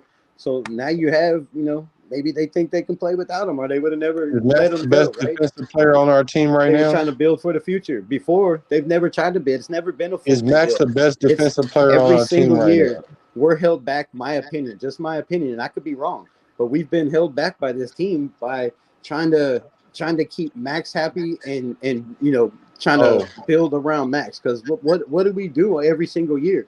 We go out, we get defensive players. We go out, we get defensive players. Like we went out and we got Christian Wilkins. I mean, we went out and we got the dude that lost his marbles, Chandler Jones, right? We went and got Nick Ngakwe. Like we went and got the Marcus Peters that didn't tackle nobody. Like that's Max Crosby's fault. They've went out. They went and got Jack Jones. Like they've went out and got guys that's Max on the defense fault. constantly. They paid Trayvon Merrick. They went and got Robert Spillane. They've tried to build around Max Crosby constantly, and it hasn't worked. So that's their fault, not Max Crosby's fault. It's not Max Crosby's fault they don't know how to draft. Well, he needs to be the GM too. It's not his fault that they keep getting these players that's not helping him. The point is he's making all this money, taking up all this money. Christian Wilkins is making all the money too. Out there. He's been hurt every making money, bro. Let's not act like they wasn't making money, bro. All these players you named was making money. They just wasn't performing, bro. It ain't like we didn't have the money. Performing? They weren't. Well, none of these players you just named is even there. Devin White had 164 tackles last year, making $2 million. Less than $2 million. Less than $2 million. Max had 45. You didn't even mention Devin White. We're not talking about Devin White. We're talking Max about had 45 being on the front line. On the front line, the first line of defense for any run game, for any short passes. You're the first line of defense. You had 45 tackles compared to 164 for a dude that made $2 million. I think that's performing. But no, you said nobody else is performing. That's performing. Your edge rusher ain't supposed to have 100 tackles. What are you talking about? He should have up there close to 60. No, they shouldn't. What's the average? They shouldn't. Where's my phone? What's the average? If your edge rusher got 90 tackles, that's an issue. Not if they can stop the run. not if they should. If they can stop the run on the outside and they can stop and they can play contain, then shouldn't be too much of an issue. But yeah, I get you. That's a lot. I'm not saying it's not. All right, where the hell is my damn fucking? Since y'all like to say Myles Garrett, let's see how many tackles he had in the last 3 years. It looked like so. He got half the amount of sacks. He got half the number of sacks. Stop trying to change what we're talking. We talking about tackles. Yeah, I'm talking about tackles. I'm looking. He had 42 tackles in 23, 47 tackles in 24, 60 tackles in 25. So that's what I'm saying. These 90 tackles y'all talking about, y'all expecting Max to have is crazy. You said 90 tackles. No, you sat there and said Devin White had 100 tackles. And what I'm saying is all those other players that you named that was supposed to come in and help Max is not here no more. That those players did not perform. And you're saying that's Max Crosby's fault that they didn't perform. Yeah. How is that his fault? That's what I said. Because the Raiders can't bring in the right players. And then y'all want to get mad when Max played. Maybe they keeping the wrong player. Overpaying. Maybe they should have traded his ass a long time ago and moved on and rebuilt. That don't even make sense. Maybe that's the case. We'll see what Max does. So you get rid of Max Crosby, right? Who do you bring? I've always been a Max fan. I got a silver Max Crosby in there, and I got a black Max Crosby jersey. I've always been a Max Crosby fan, but the got to the point where the arrogance of every time it's an interview, it's always about I. There's no I in team. It's always about it's always about everything now. The podcast, going on and telling everybody last year that, oh man, I don't know what everybody's talking about. I want to be here. I want to be here. I want to be here. And then 2 weeks, you came out and faced it. You lied to. He lied straight to your face, bro, and you ate that shit up. He lied straight to you. He said, I want to be here. I never said I didn't want to be here. I want to be here. I'm not going anywhere. Like, I'm not leaving. Let me ask you this. I told everybody that day in that interview, I said, go back and watch that interview. He's looking to the side and the dude's reading off a screen. He's reading somebody a script that somebody gave him. I said, that dude's full of shit. He don't want to be here. He don't want to be here. So let me ask you this thing. We went 2 months for that shit of him lying to the nation every day, being on a different talk show, a different interview, and everybody ate it up. Oh, see, Max said right there, he don't want to be here. Does the Raiders lie? Does the Raiders lie to their players? Max said he wants to be here. Bro, I get that. I get that. Y'all hammer that over and over and over because y'all hurt over it. I get it. But does the Raiders do the same thing to their players? Yes or no? Do what to their players? Be dishonest, be deceptive, be non-compliant. All the things that you're saying that Max Crosby is, lie to the play, lie, all that. So do the Raiders organization do that? It's a business. I don't know if you want to call it lying. They're deceptive. Yeah, they're deceptive, but they ain't blatantly coming out lying to your face and somebody asking you a direct question, and you saying, "Nah." Really, they didn't blatantly haven't lied to us. Nope, I didn't say that. I never heard a coach be asked a direct question and him be like, our GM be asked a direct question, like a quote saying, "Hey, so you said this." No, I'm about to tell you a lie right now. Let me tell you a lie right now that the Raiders are currently saying right now that y'all want eaten up. That this is an even quarterback battle, that everybody has the same chance to start. And y'all eating that up knowing dang on well AOC is not going to start over no Mendoza or no Kirk Cousins. But y'all believe that, though. But y'all kind of want to feel that's true. But that is nowhere near anybody starting. I believe it's a quarterback battle, and I hope the best man wins. That's what I hope. I don't have belief. I believe that Aiden OConnell, if he gets the chance, yes. He's getting the shot right now. But we'll see. We'll see when the pads come on. We'll see who takes most first team reps. He always hurt. Who's out there the most? He had a shot last year. We'll see who gets the most preseason snaps and who's starting and who's getting the second team and who's with the thirds. We'll see all that. We'll see if it's a true. How come? So let me ask you this. So AOC coming out talk about he want to be a starter, right? Knowing that they brought in Mendoza to be the franchise quarterback, and so you'll never be the number one quarterback here. So he doesn't want to be with the Raiders. He don't want to be a Raider either because he's auditioning for other teams right now while he's with the Raiders. So he don't want to be a Raider either. He probably knows he's auditioning. I'm sure that it's a big audition right now, and he needs every snap he can get in preseason. And if he don't take the opportunity of it, okay when he do it, done. He knows that. Oh, it's okay when he do it.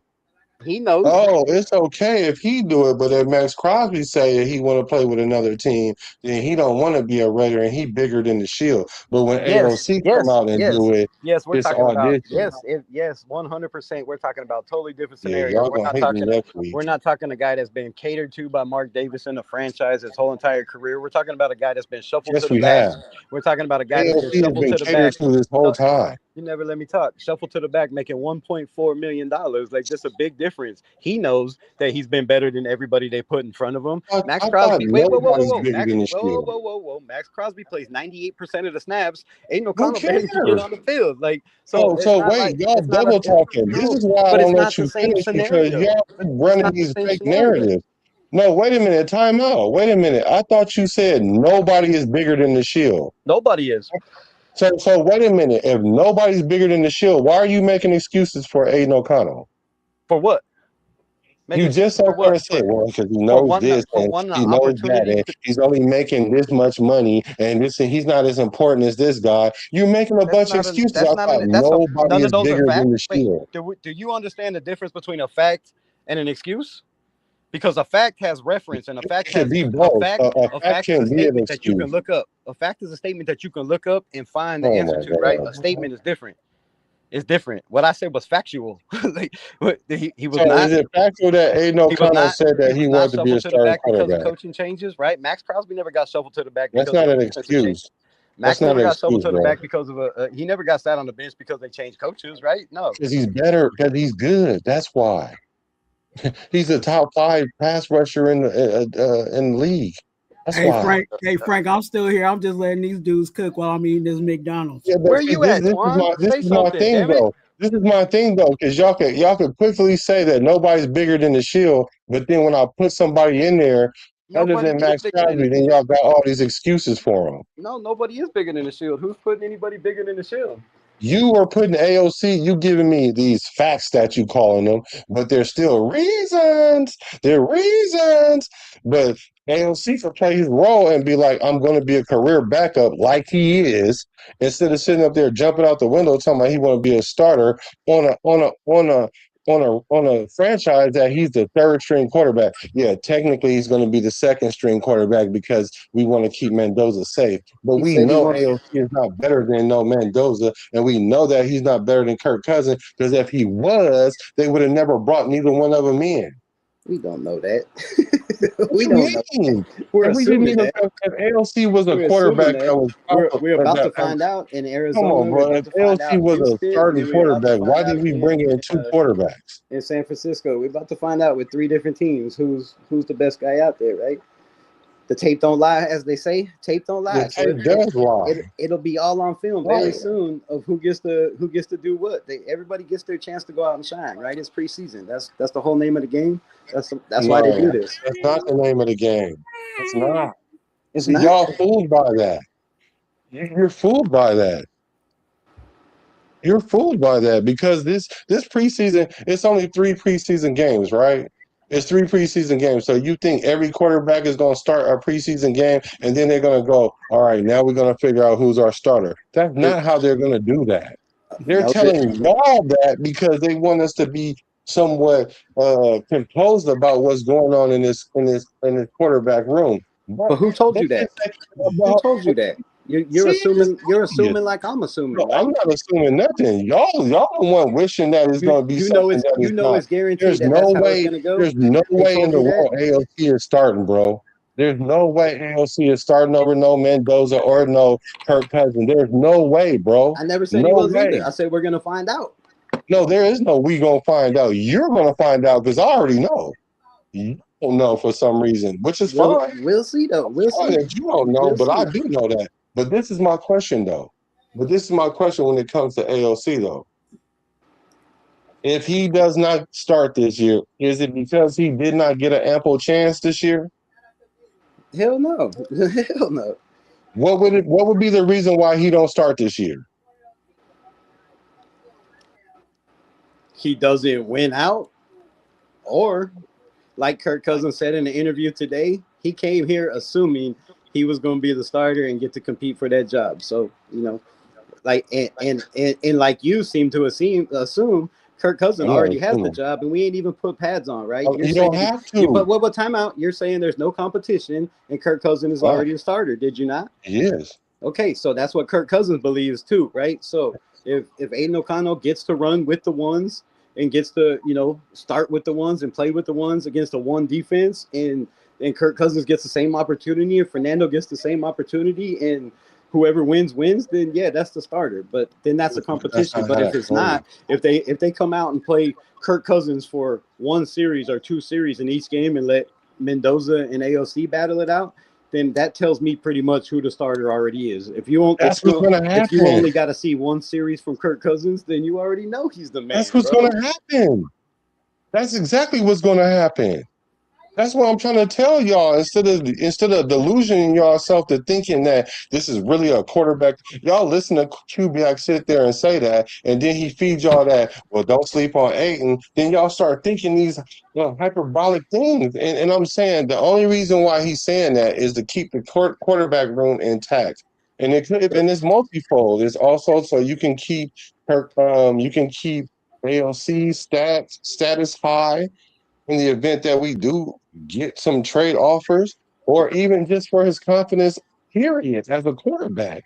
But you cannot sit here and really think that they're going to go into this off season and say, okay, Mendoza, you're going to play one game, AOC, you're going to play one game. Nobody's going to play a whole game. You're going to play one game. And then we're going to add up all the stats and then find out who played better. And then week one, we're going to put that quarterback in without knowing who our starting quarterback is going into the last preseason game.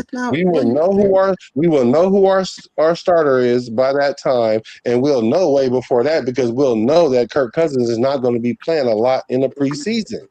Like, I don't know why y'all don't know that. I don't know why, with your name as Black the quarterback, you seem to think that one quarterback is going to play a whole entire preseason game. Has that ever happened? I didn't say that. You said that's what I said was no. What I just said is if y'all think that. You just said people think that it's going to be one quarterback play one game, one quarterback play next. That's never happened in the NFL. Bro, ever. So and you're taking it too literally. You're taking it too literally. What I'm saying is start. If Kirk Cousins start the first preseason game, and then Mendoza play the third quarter, and then AOC play the fourth quarter, the first game, and then the second game, then AOC starts, and then Kirk Cousins play one quarter, and then Mendoza play another quarter, and then the third game Mendoza plays, he starts and play 2 quarters, and then there's 1 quarter and 1 quarter. That's what y'all. That's even. That's even during the whole training camp. And what I'm telling you is that's not going to happen. It's not even going to look nothing like that. Salute, Raph. It's going to look nothing like that. Hey. But they've already told us what was going to happen. They told y'all that, and y'all believe that. They already know. They already told us what happened. Kirk Cousins, Klint Kubiak already said, and Spytek said, the veteran deserves the right to start. He deserves to take those first team reps, right? So that tells me whether he plays a whole quarter, or he comes out and plays, three possessions of a quarter, and then AOC or Mendoza comes out and plays the rest of that quarter, and then they mix it up for the second quarter, and then maybe run with Mendoza, or because he needs the most reps, obviously. So maybe Mendoza plays the whole second half, or almost the whole entire third and half the fourth, and then they go with Jacobs, right? Jacob Clark, because he's going to have to give some reps too. They can't just leave him out. So there's 4 quarterbacks. But if you're going to have a true competition, that what they do in the preseason doesn't matter. It's what they do when the pads come on. It's who's out there getting the reps with the first team with the first team offense. Is it a whole day like it's been in the past where Minshew was the guy one day and then AOC was the guy the next day, and they did that for the whole entire camp? Or this year where it was Geno Smith for the first couple of weeks, and then the last couple of weeks they switched it up and let AOC run with the ones for a little bit. They've mixed it up. So we'll see in camp how much Mendoza gets first team reps. And if he doesn't get a lot, then that says a lot about that. And if Aiden doesn't get a lot, that says a lot about that. But we'll see when the reporters start reporting if they're all three getting first team reps during the day, or if they one day and one day and one day, it'll tell a lot. But we don't know until the pads come on. But I do know that I believe, maybe you don't, but I believe Klint Kubiak is genuine. I feel like when he speaks. I don't think he's out there gassing anybody up or trying to blow anybody up. I think what he says is genuine. And if you don't feel that way, then you don't feel that way. But bro, I'm not going to sit up here and say Klint Kubiak's trying to pull the wool over the nation's eyes and gas up Aiden O'Connell just to pump up his trade value. I think the dude generally fucking believes that this kid has potential, or he wouldn't say that. And if he does have potential, then he's not starting off right away as a head coach to come out here and talk that shit and then be like, now we're trading Aiden O'Connell. But we'll see what happens. That's just my opinion, and you don't have to agree, but that's just mine. What's yours, Raph? No, yeah, I'm about to get you in right here, Raph. But let me just land this plane right here, bro.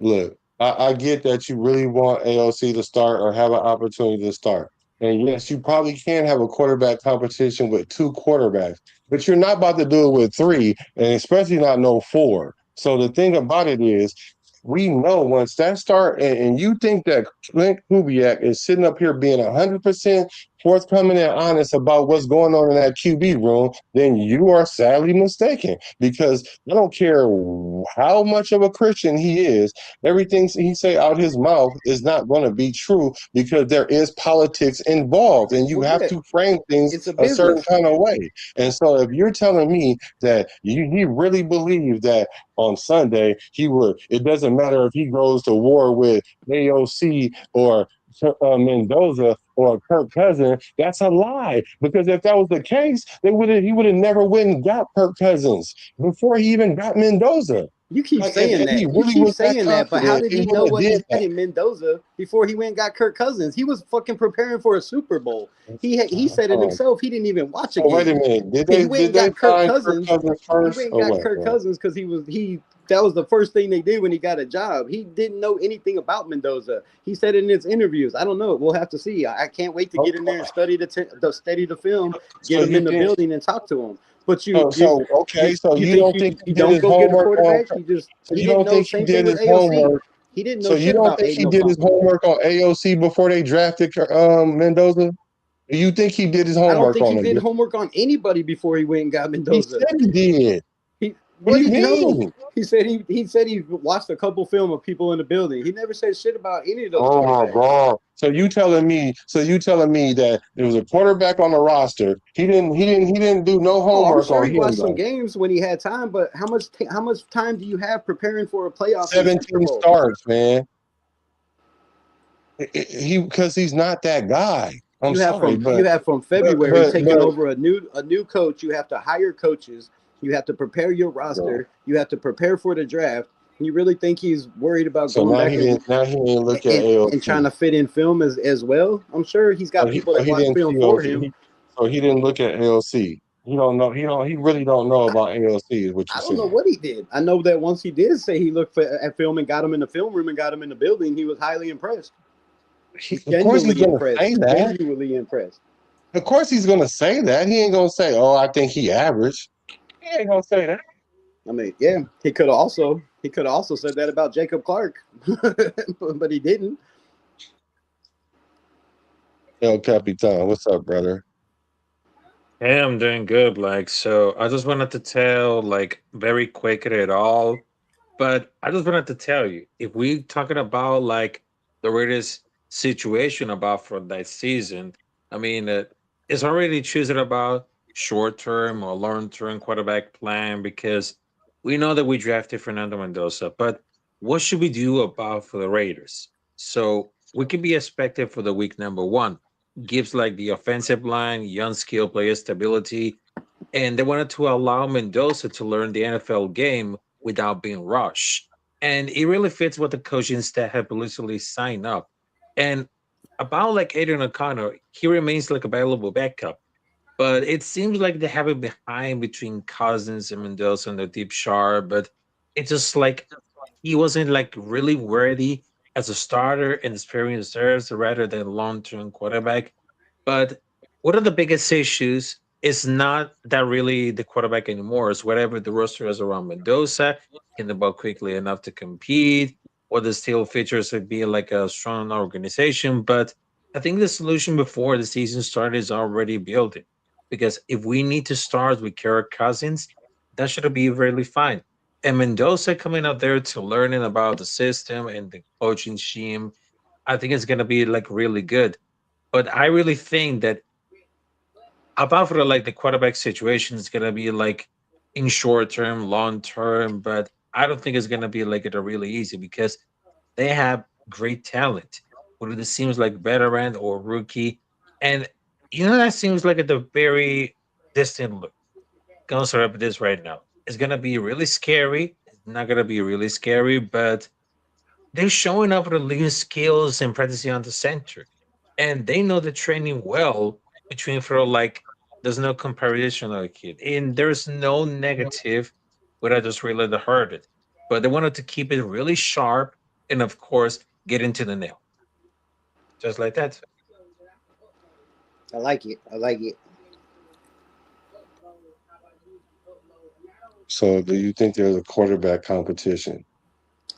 Yeah, there's gonna be like a quarterback competition. So I was saying, in my opinion, with my honest take, taking for Kirk Cousins for the week number 1. And for the rest of those weeks, which is week number 8, number 9, they can start Mendoza. Okay, so they're gonna be like, and I'm so learning about the scheme of Klint Kubiak. So what should I do about it? If I was the coach coming up there, I would expect it to start Kirk Cousins at the week number 1 to get learned Mhm, with that. mhm. Okay, and, until Mendoza learns it, right? Yeah, And then so then where does that put Aiden O'Connell? I don't think that Aiden OConnell is gonna be like a fit for the week coming up there. But if it wanted to be like at a building now for the backup coming up there, it's someone's injured or they have the running out of the gas between for like third or fourth quarter. Maybe Aiden O'Connell could be like the third option for the quarterback if Kirk Cousins or Fernando Mendoza they're running out of the gas when it comes to third and fourth quarter. Mm, If we got yeah, 2 quarterbacks running out of gas in the fourth quarter, we in trouble. we in big trouble. We in trouble. We in big trouble if any of the quarterbacks run out of gas in the fourth quarter. Like we in big trouble there. Somebody better go find Deuce Gruden and I'm bring. gonna take it for what I'm respecting what you're saying. But so my thing is this though. Mm-hmm. And y'all just because y'all ain't heard this don't mean that ain't what happened. But I'm telling y'all how to read between the lines, like because I'm sure y'all played with coaches before, and coaches have said things to you, more or less the public outside of the locker room said things to you that made it seem like it was one way when really it wasn't that way. And I'm saying that the same thing is when they brought Kirk Cousins in, the first thing that you do as a new head coach is you have to find your quarterback is because you are attached to the quarterback that you are coming in on. Let's look at Aaron Glenn. That's why he having a problem right now. People don't think he gonna make it through the end of the year because he ain't even got no quarterback to attach himself to. But so the first thing, what does Kubiak does? Go find a quarterback that knows his system so they can hit the ground running at least, right? So they go get Kirk Cousins. Kirk Cousins. He bring in Kirk Cousins. Cousins, hey, you know we're gonna probably draft Mendoza. Okay, cool. I know that. I know you guys are gonna do that. Y'all not doing me like Atlanta. Tell me I'm gonna be the man, and then go draft somebody behind my back, and then create a quarterback competition. And so now we got to play this political game. So when they brought in Kirk Cousins knew dang on well that he's going to be the starter. So that's why he's like the best player is going to play because he knows already he's the best player because there's no way Mendoza's going to learn the offense as good as Kirk Cousins because Kirk Cousins know where everybody line up at. And I ain't talking about according to just the play. I'm talking about according to different coverages. And he can audible.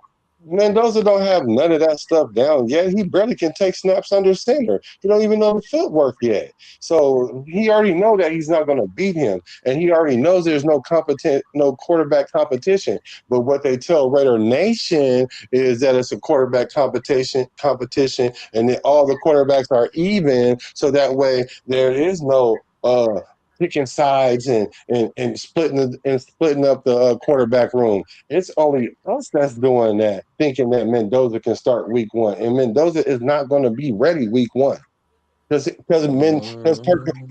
Kubiak, Klint Kubiak already said that he's not going to be ready week 1. Like he already said it. When? He said, if it's up to me, which it is, he's not going to start. They what do you think they brought in He Kirk never said Cousins that. for? He never said if it's up to me, he not gonna start. Okay, hold on. Play that tape. Now I gotta show you. So Clint Kubiak never said that. Clint Kubiak never said that that He never Mendoza. said. He never said Mendoza Hold wasn't starting. hold on. He never said that Mendoza, if it was up to him or according to his plan, that Mendoza would sit this year or at least the beginning of the year. He never said that. He said in the perfect world, you'd like to have a mature quarterback in the building for your rookie to learn from. And he got one. But that's learning from. But how is? long? He didn't say how long he wants him to learn. Is it through camp? Oh Is it my God. preseason? Is it No. 10 weeks into the season? Is it a week into the So season? no, but we're only talking about week 1, bro. You're talking about week 10. We're talking about who's going to start week 1, and y'all keep thinking that Mendoza have this chance to start, and I'm telling y'all he don't have a chance to start because he's not even going to know the offense good enough. I don't believe he He's does not going to either. know it But better than I Kirk don't believe Cousins. he does either. I'm not arguing that point. I'm arguing you said Kirk Cousins said Mendoza wasn't going to start. I just want to know where he said that. He said that. He said that Are you talking about Mendoza's Kirk not going Cousins to or start. Klint Kubiak? Because that's I two mean, different people. Klint Kubiak. Yeah, that's what I meant. Okay. Kubiak said that Kirk Cousins Yeah. that Mendoza is not going to start, man. Like The KK and the KC. y'all I need always him get to it mixed up. exactly say that. He literally said that. Okay, in your words, in a perfect world, if I had this, which he does have, he won't start, and he's not going to start. He I don't understand like why y'all keep fighting that. he created that perfect world, and he said that he wants a veteran to start. So that with that context clues that tells you that they are not looking for Mendoza to be a starter at any time soon. I'll say it like that. Yeah, that should be expected. And I don't expect him Yeah. to start week 1 either. But you just never know. You just never know. That's what I'm saying. If Well, if they're true to what they say, and the best man plays, if Mendoza is the best man out there in preseason and shows that he's ready, like shit, why hold back the inevitable? Like, Because how do you be the best man when you don't know all the plays? Because they're not even going to roll out all the plays. And you've you do never what seen him, everybody does. What does everybody else do you've when they have never rookies? seen him even play against an NFL defense. Either has any other quarterback that was picked in the first round that starts right away. Yeah, but they also didn't have a But Kirk none of them was Cousins Mendoza. on the None of them have the brain they like never had Mendoza a has. Kirk Cousins on the roll on in the quarterback room. A lot of these first like Cam Ward, who was the quarterback in Tennessee before he got there. There wasn't no Will Levis. it wasn't no player that was there that thrown for 4,000 yards 7 times and No, still can do but it. but Drake May had Jacoby Brissett in the building, and he also had Jacoby Brissett. yeah. So you saying Jacoby Brissett and Kirk Cousins is the same caliber quarterback? No, one They're was picked in the not. first. One was picked in the first round. I do believe one was picked in the fourth. So no. I don't care if they both picked in the 7th round. They're not the same quarterback. I'm not saying they are. You said a veteran. I I'm saying mean, a it's not veteran the quarterback same in the building, thing. right? A veteran quarterback in the building. Same thing that Jackson Dart had. He had, the Russell James Wilson. Winston. He also had what the other Christian dude. But anyways, he had 2 veterans James in the Winston. building. So like the guys that have succeeded, have had veteran quarterbacks in the building. Yes, I agree 100%. I don't have no, but doesn't mean that quarterback has to play in front of them. Like there's been plenty of times where they brought in veteran quarterbacks and something has happened, whether it be a mistake, bad play, injury bug, and then the rookie takes over. It happens all the time in the NFL. But to say there's no chance that Mendoza could go out Bro, there I'm not saying it's zero and win chance, out bro. in week 1, that's crazy. I'm not saying it's zero chance. The only chance he got is if he get hurt or if he get old overnight and hit a wall. That's the only 2 ways that any one of them, especially AOC, gonna start. That's the only way AOC gonna start. Now, the only way that Mendoza gonna start if he learns the offense as good as Kirk Cousins and perform like y'all. I don't know.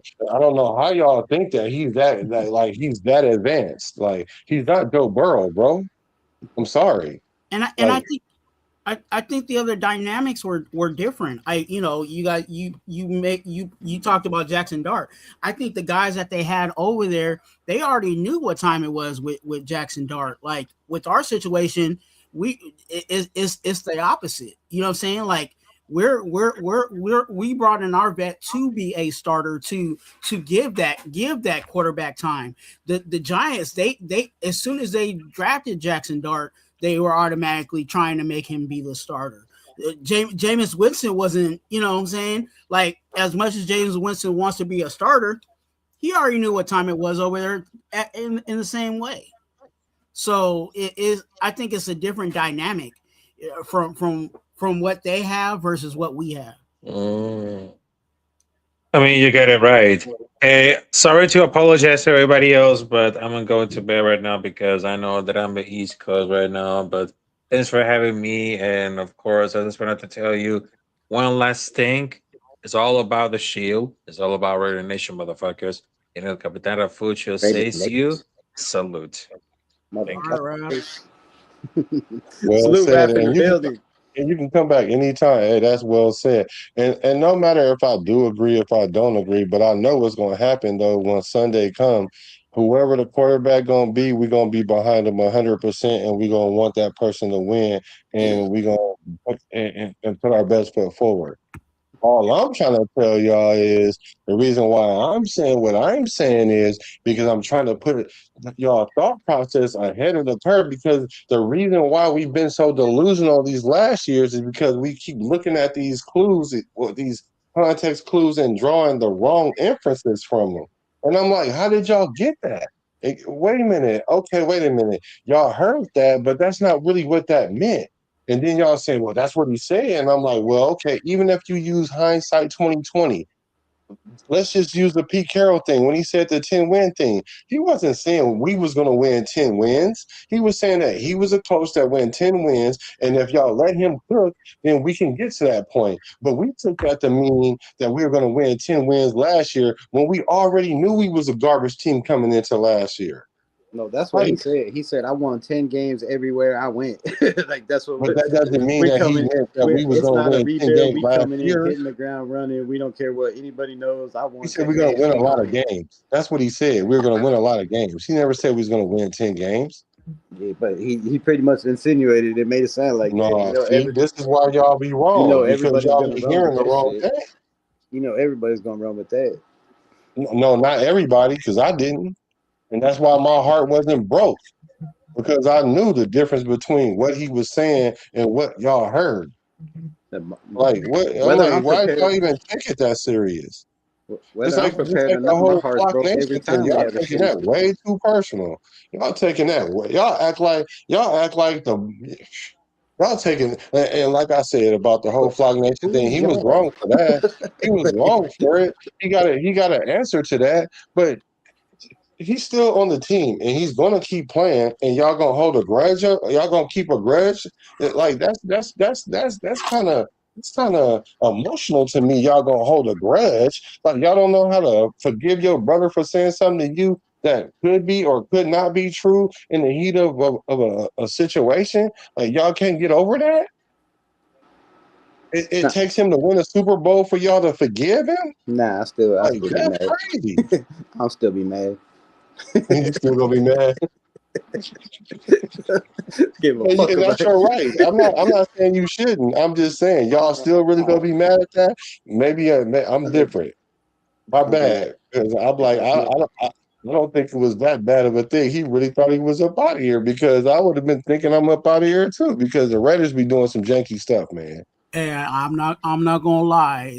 There are some things that Max Crosby has done off the field that was kind of, I don't know. What by going to the White House? Yeah, I'm like, I don't know, dog. So I'm just what saying, about Brock Bowers doing the Trump dance in the end zone? Remember that? I Oh, don't so now we know, forgot dog. about that, huh? I don't give a fuck what their political views are, man. I don't care Me nothing either. about that. Whoever you follow, vote. That's their shit. I care about wins and losses. What you do for my team on the field, for the money you're making. I don't give a shit about what they do off the field.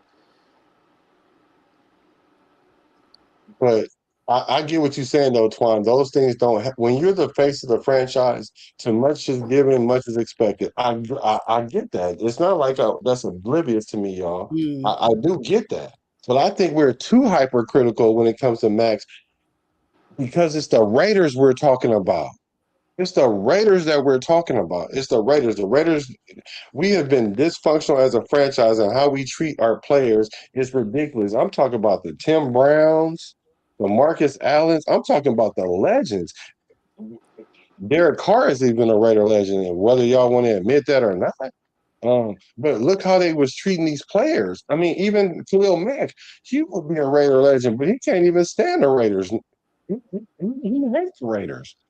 So, and it's all because how the franchise treated him. So, for a player to see the writing on the wall, why does he got to wait till his name is on the wall in order for him to protect himself? That's the only thing I give him grace upon is because of how the Raider franchise has been treating our players. It's the only reason. That's the only reason why I'm giving him a pass. Other than that, personally, I think he went about it wrong. He shouldn't. He definitely shouldn't have said. He shouldn't have transitioned from one team to the other in the same show. That was dumb.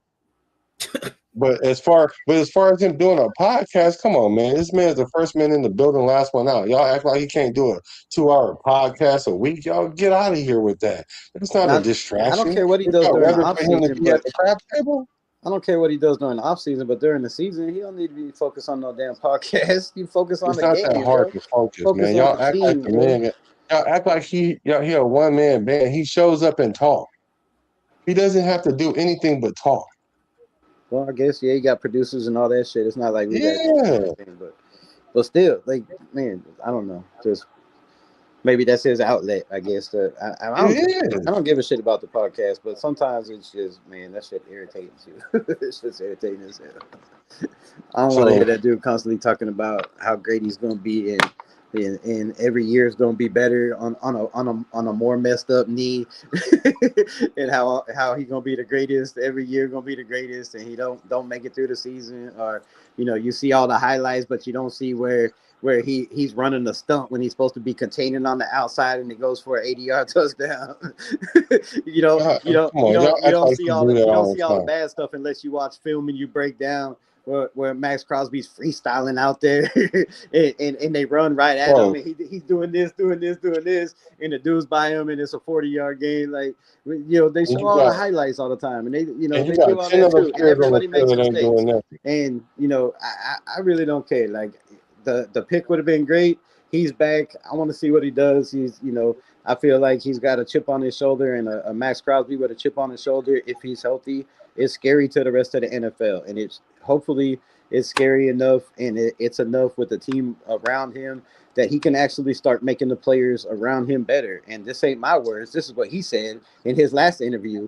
He said, I realized that I need to stop focusing on me and make the players around me better. I need to do more to make the players around me better. And that's the first time I've heard him say some shit like that. So, he's changing his mindset. And if he could be the leader and a different leader, like he said on his last podcast or 2 podcasts ago, right? Like he did a lot of growing up and a lot of sightseeing, to himself or whatever. Like, maybe he got a little humble and he's a little different person. He acknowledged the fact that he might not need to play. He acknowledged the fact that he might not need to play 98% of the snaps. Like, that flight from Baltimore to Las Vegas is a long flight. I hope he did. He had to drive like 2 or 3 more hours. You can't tell me if you was married and you told your wife, all right, I'm gonna go.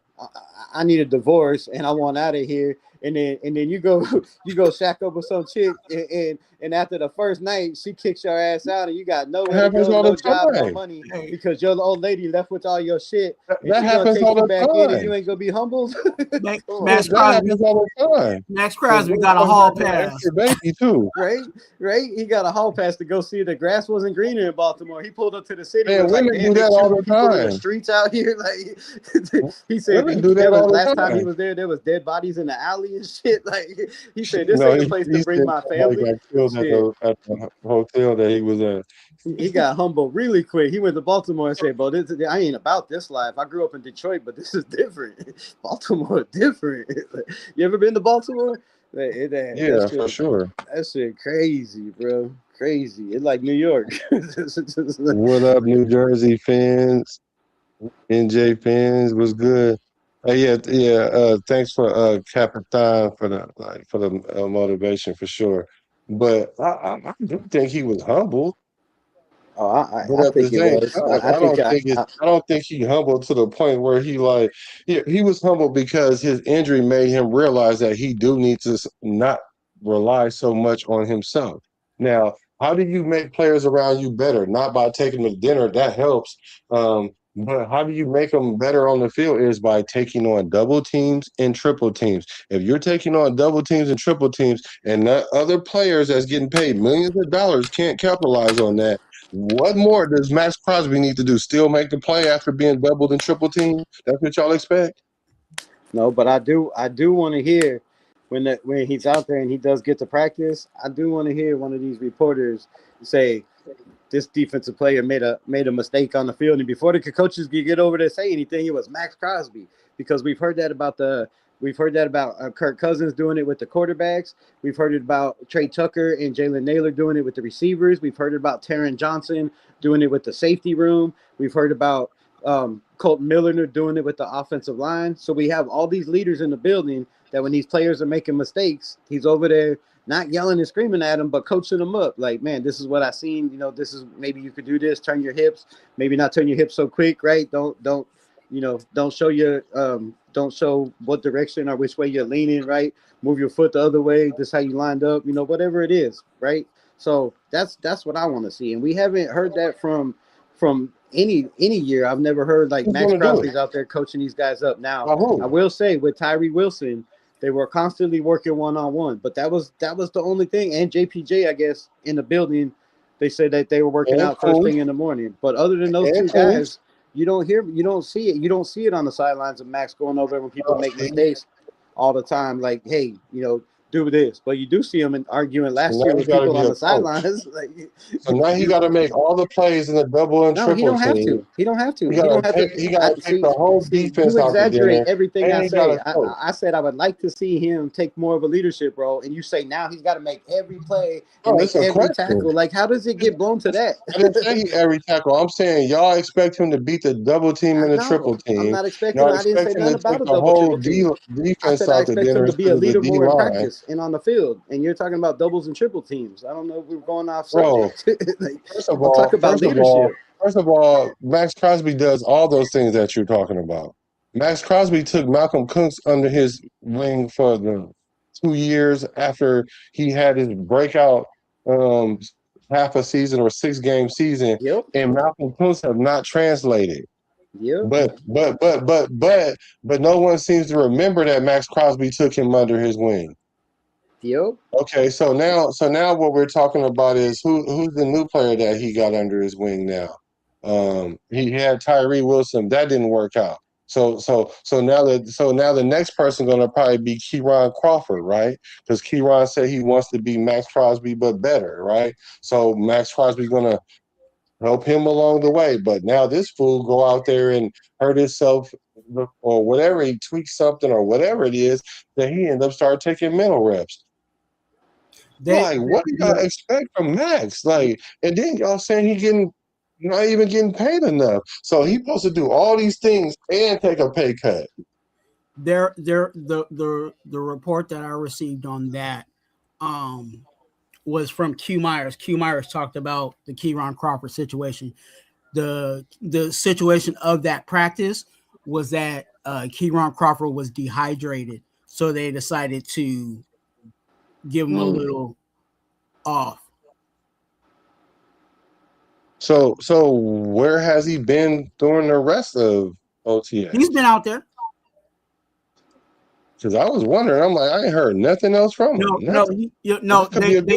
They haven't talked about like him like doing anything spectacular play wise or anything like that. But he's been out there. Okay, that's good. But that day, that was like, I think that was like the first day they were actually out there on the field. I guess he was going, pretty much he was going too hard, and I guess he, which is crazy. The stuff that they tested was that he was dehydrated. So they were like, let's not, I could believe that. So because even the little clips I seen him in practice, he was going extremely hard. I was like, okay, and I understand why, because you got to understand he hasn't played a whole lot of football, so he needs to prove himself, I guess. And he was supposed to talk to Max Crosby about that. Max told him to be himself, because he told us what Max said to him. Max told him to be himself, and somewhat pace yourself. And he was being himself, but he didn't pace himself. But maybe now after that first day or that, that one day of mental reps, then it kind of fell in line, which is cool. I think Keyron's he's one of my favorite picks, actually, like my dark horse pick. I think he's going to really pan out even with the mental reps. But all I'm saying that to say is this: Max Crosby has been doing his part with all these players to make them better, except for play for them. I just all I said. No, I with Keyron Crawford, I think, and that was because everybody jumped on the narrative, like, as Keyron Crawford was a guy that wanted to take breaks and stuff like that. I don't think he was that type of guy. I think just his mentality and his motor, that everybody was talking about him coming out of the draft. I didn't believe that was the case, and it just came out that it was more of a dehydration type of situation in regards to him. I think his motor is definitely going to help him. He's just going to have to maybe just make sure he drinks a little more water or whatever the situation may be. Because again, he's going to have to battle that regardless. Because of where we are, what I'm saying, Las Vegas, he's going to have to learn how to play in that heat. I know that Kubiak's trying to learn, make a decision on, them practicing earlier or whatever the situation may be because of the heat. But along with that, that's just something that he's going to have to, personally manage in order for him to continue to be out there. I agree. So what do you guys think? Go ahead. I don't know why it's such a big deal with all these guys and booty shorts and helmets. Like, really, the only people that you could see do anything in any drills, whether it's 7-on-7 or 11-on-11, is the quarterback, the wide receiver, and the corners. Like, you can't put no hands on anybody, or you can't touch nobody on the offensive line. You can't block as a tight end, right? Like, you can't rush the quarterback. So really, the only people that are gonna make any noise or stand out for anybody watching is going to be the quarterback, the wide receiver, and the corners, because the corners got to cover the receivers. So if they make a play, they're going to get seen. And the quarterback has nobody in his face, no pressure, and he's got all day to throw the ball. So those are the only people that I can really see stand out. Maybe the linebackers, if you're passing out of the backfield in a running play or something, they could be in coverage, but they can't touch nobody, right? They can't tackle. They can't hit nobody. So defensive line, basically most of the defense and the offensive line, and guys like Connor Hayward, we're not going to see anything from these guys until June 21st or July 21st when the pads come on. I mean, you're not gonna see the full result, but you're gonna see little things here and there, like on the D line. If obviously they're not going against a person, but they are going to they are attacking pads. You know what I'm saying? So what does Keyron Crawford look quick? You know what I'm saying? Does his hands look good? You know what I'm saying? Going off the bag, or what I'm saying, stuff like that. Yeah, like just that. Like is he breaking off of that pad and dipping that shoulder to bend? You know what I'm saying? His bend and stuff like that. You can see some of that. How quick is he getting off of that pad? You know what I'm saying? Stuff like that.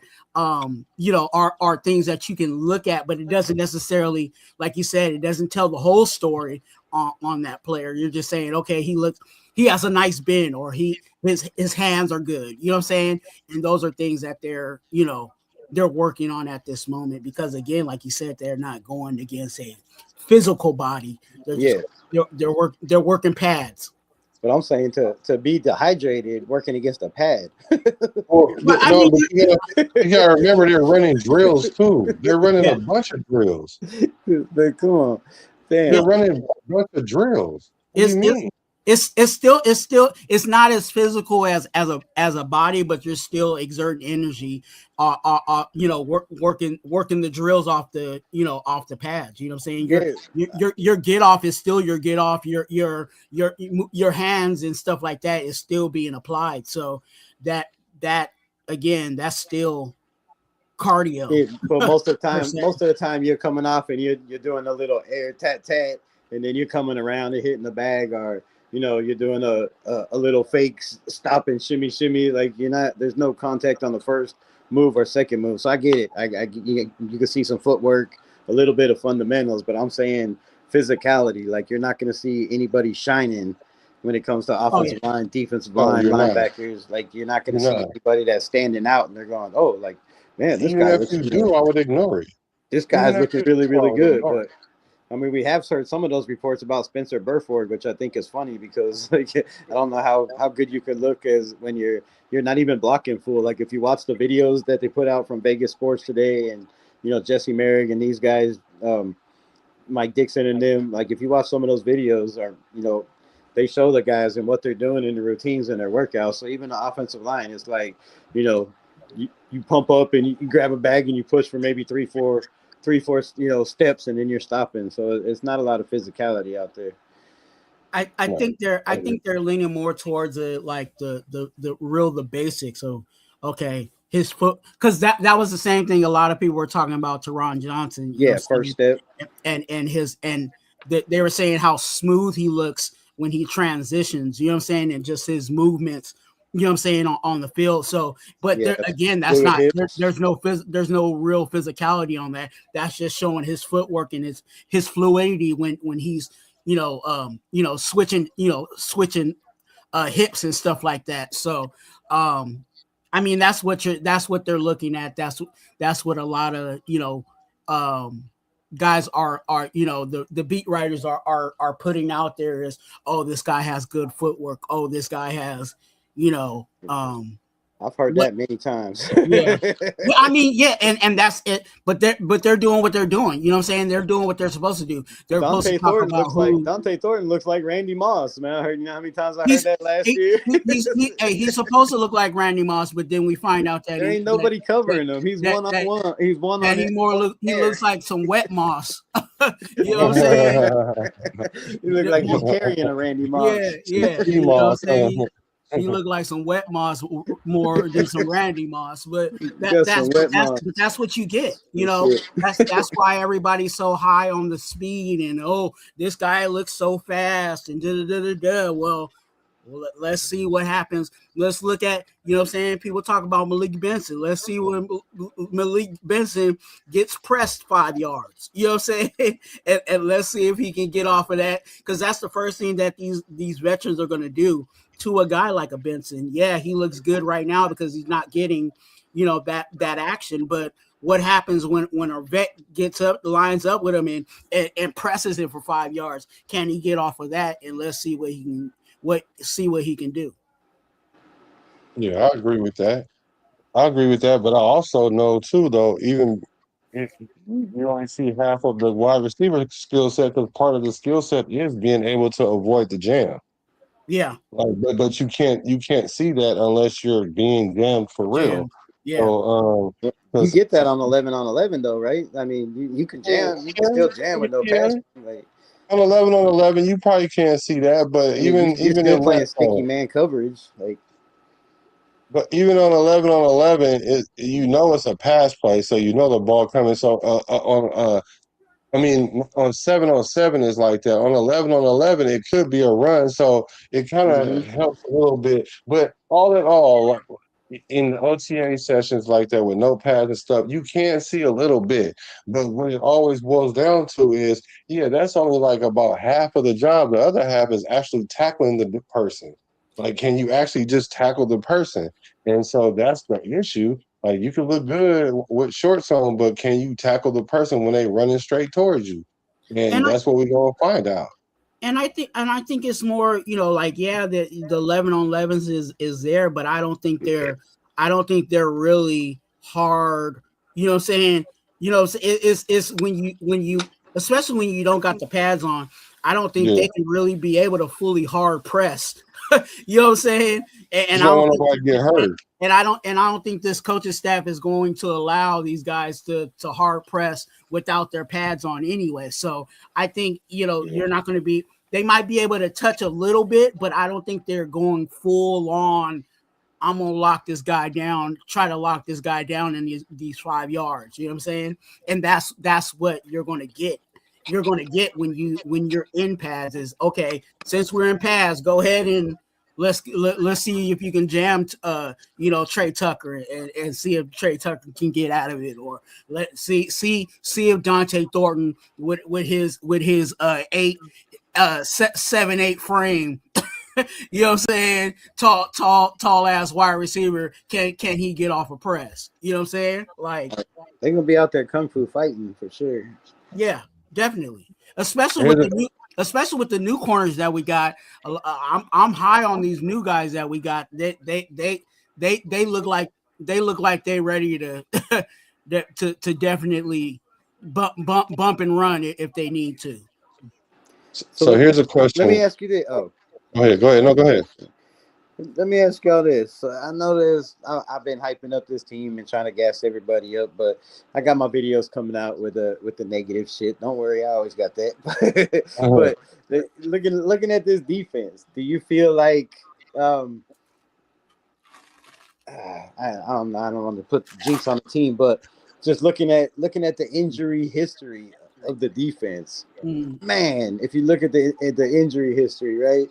You got Crosby, you got Eric Stokes, you got Quay Walker, you got Nakobe Dean, you got Tyron Johnson. Good. That's 6 guys. That's 6 of our defensive players. Like if you lose 3 of those, you know what I mean? No, like, if you lose one of them, and if you lose Nakobe Dean, then we through. I don't. I feel if you lose him.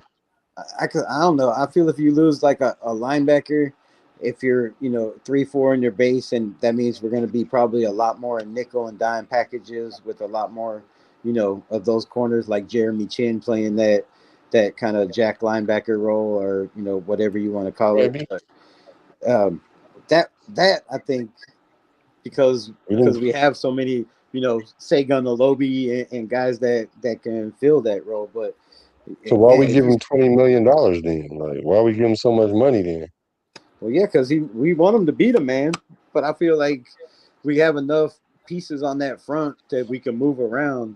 If it's a Nakobe Dean or a Quay Walker, I don't really know about the depth behind them. I'm hoping Cody Lindenberg and Tommy Eichenberg could do something. But hopes and dreams.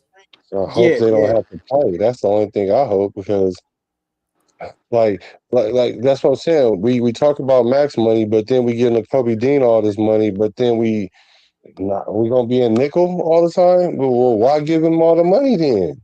Well, even at nickel, you still need 2 linebackers.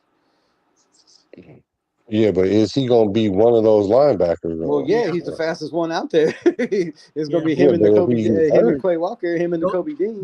Those are our best linebackers. So those dudes don't lead the field. I guarantee you, those dudes are playing 90% of the snaps. Quay and Nakobe are our best linebackers. So they're going to be out there as much as they can. Now, I think we could get away with just having Quay without Nakobe, but if Nakobe goes down and then Quay, then we're done, because I don't see Eichenberg, I don't see Lindenberg, you know what I'm saying, being anything outside of just a spot cover.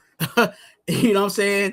Every once in a while. You're calling Devin White and Jamal Adams at that point. To be honest with you, I wish we would have had a conversation with Jamal Adams, because I think if we had Jamal Adams, you know what I'm saying, I think we could do something very nasty. I wish Perez was in the building like that defensively, because again, there goes another linebacker that can spot and play safety. You know what I'm saying? You can run him safety every once in a while, but he can also blitz. You know what I'm saying? Like Jamal Adams, I liked him. I mean, he was playing in the cover 3, but I like what the flexibility that Jamal Adams brought to the team. So if we were able to make a play for him, I would love it. Yeah. So if he's still out there, I wouldn't see it. I wouldn't mind that at all if they brought him in.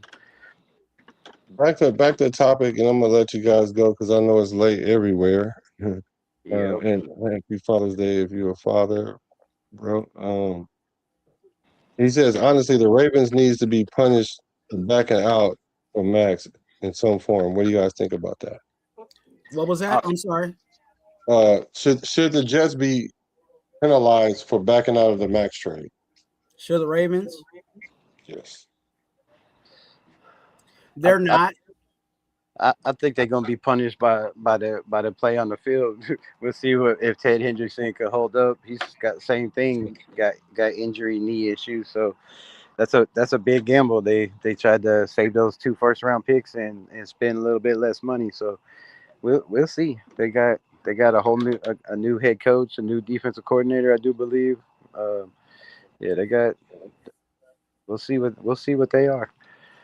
I I think they'll be penalized not necessarily by the NFL, but they might get penalized by the teams, choosing not to do business with them, for this reason. There's certain things again by the rule book. The Ravens in all rights had the right to do what they did.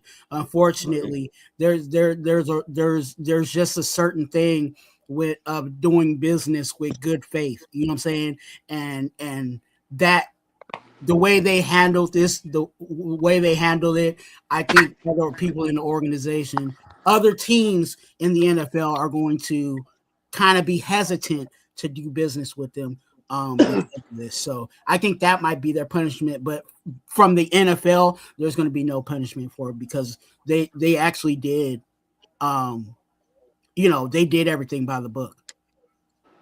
Yeah, Yeah, I think it's their prerogative, right? they already had teams that didn't want to trade with them for situations like that in the past, and that just makes it worse. They kind of made their bed; they're gonna have to lie in it. I don't think there's gonna be a lot of teams doing business with them. Yeah, I don't think it's gonna be an issue like that. Sure, this might be an initial issue, but nobody's gonna really remember that when it comes to getting a player that they want. I just think what happened was they've never traded their first round pick ever in their franchise history. And they did two of them. And then they realized that they're giving up 2 first rounds and their center for Max Crosby. Essentially, even though that's not what it was, but essentially that's what it Mhm. was. And so they were like, "Oh heck no!" So they backed out. And now, does that mean teams are going to ask them? Hey man, look, y'all did that little whatever you feel me on the Raiders, man. Y'all ain't gonna treat us like that, right? We need some good faith. Give us some good faith. So they will leverage that a little bit, but I don't think it's gonna stop them from doing business with them. But when it comes to the first round draft pick, everybody should know just leave them alone because they're not gonna do right. They're not even gonna trade it, and if they say they are, don't believe it because they were within their right to do that. But it's like a gentleman's handshake that was supposed to happen. But they used a loophole, and you can't be mad at them for it. But they definitely used the loophole. But as Raider fans, can we just think that it was that they didn't want to give up those 2 first-round picks, that they didn't want to lose Tyler Linderbaum to the Raiders and 2 first-round picks. But what if, right? What if the doctor is telling the truth? What if he looked at that knee and he's looking at kind of like the Gerard McCoy situation, right? What if he really looked at that knee and said, "Man, there's no way, there's no way you're getting 2 years or 3 years out of this dude. Trading 2 first-round picks is not it." You know what I mean? Like he's had knee problems. The man almost could have died because of the infection in his knee. That's a serious, serious problem. And then, yes, you can't do the bends and all that, but they do that going in. So, you have to question the fact that those doctors know what they're doing, and there was a reason that Baltimore backed out. And I don't feel like it was just because of the 2 first-round picks, because they thought Max Crosby was really going to help their team win, and that's the one piece that they needed to get over the hump. They would have went with that, and I feel like there was a doctor that said no, this is not going to be worth it. And I really feel like the Raiders kind of feel that maybe that same way, that they're like, man, these injuries are piling up on a 29-year-old man that the last 4 years has not. I mean, shit, he's only had two full seasons. Like, he's injured every single year. He's not injured every single year. Stop saying that, because he's not. He broke his hand in his first year. Oh my gosh, how many games have Max Crosby missed, man? Like, what are we talking about? A lot. I don't know. Now he missed a lot of games. Man, but I know there's only like 3 seasons out of the 8 where he's been fully healthy. This is what I'm gonna say though. I would believe that it was about the injury history if they didn't bring in somebody more broke up than Max. Like, Hendricks is broke up. He was broke up last year. But they didn't give up 2 first rounds for him. But this is my question though. So what kind of injury? Do you know what the injury was that Max Crosby had his surgery on?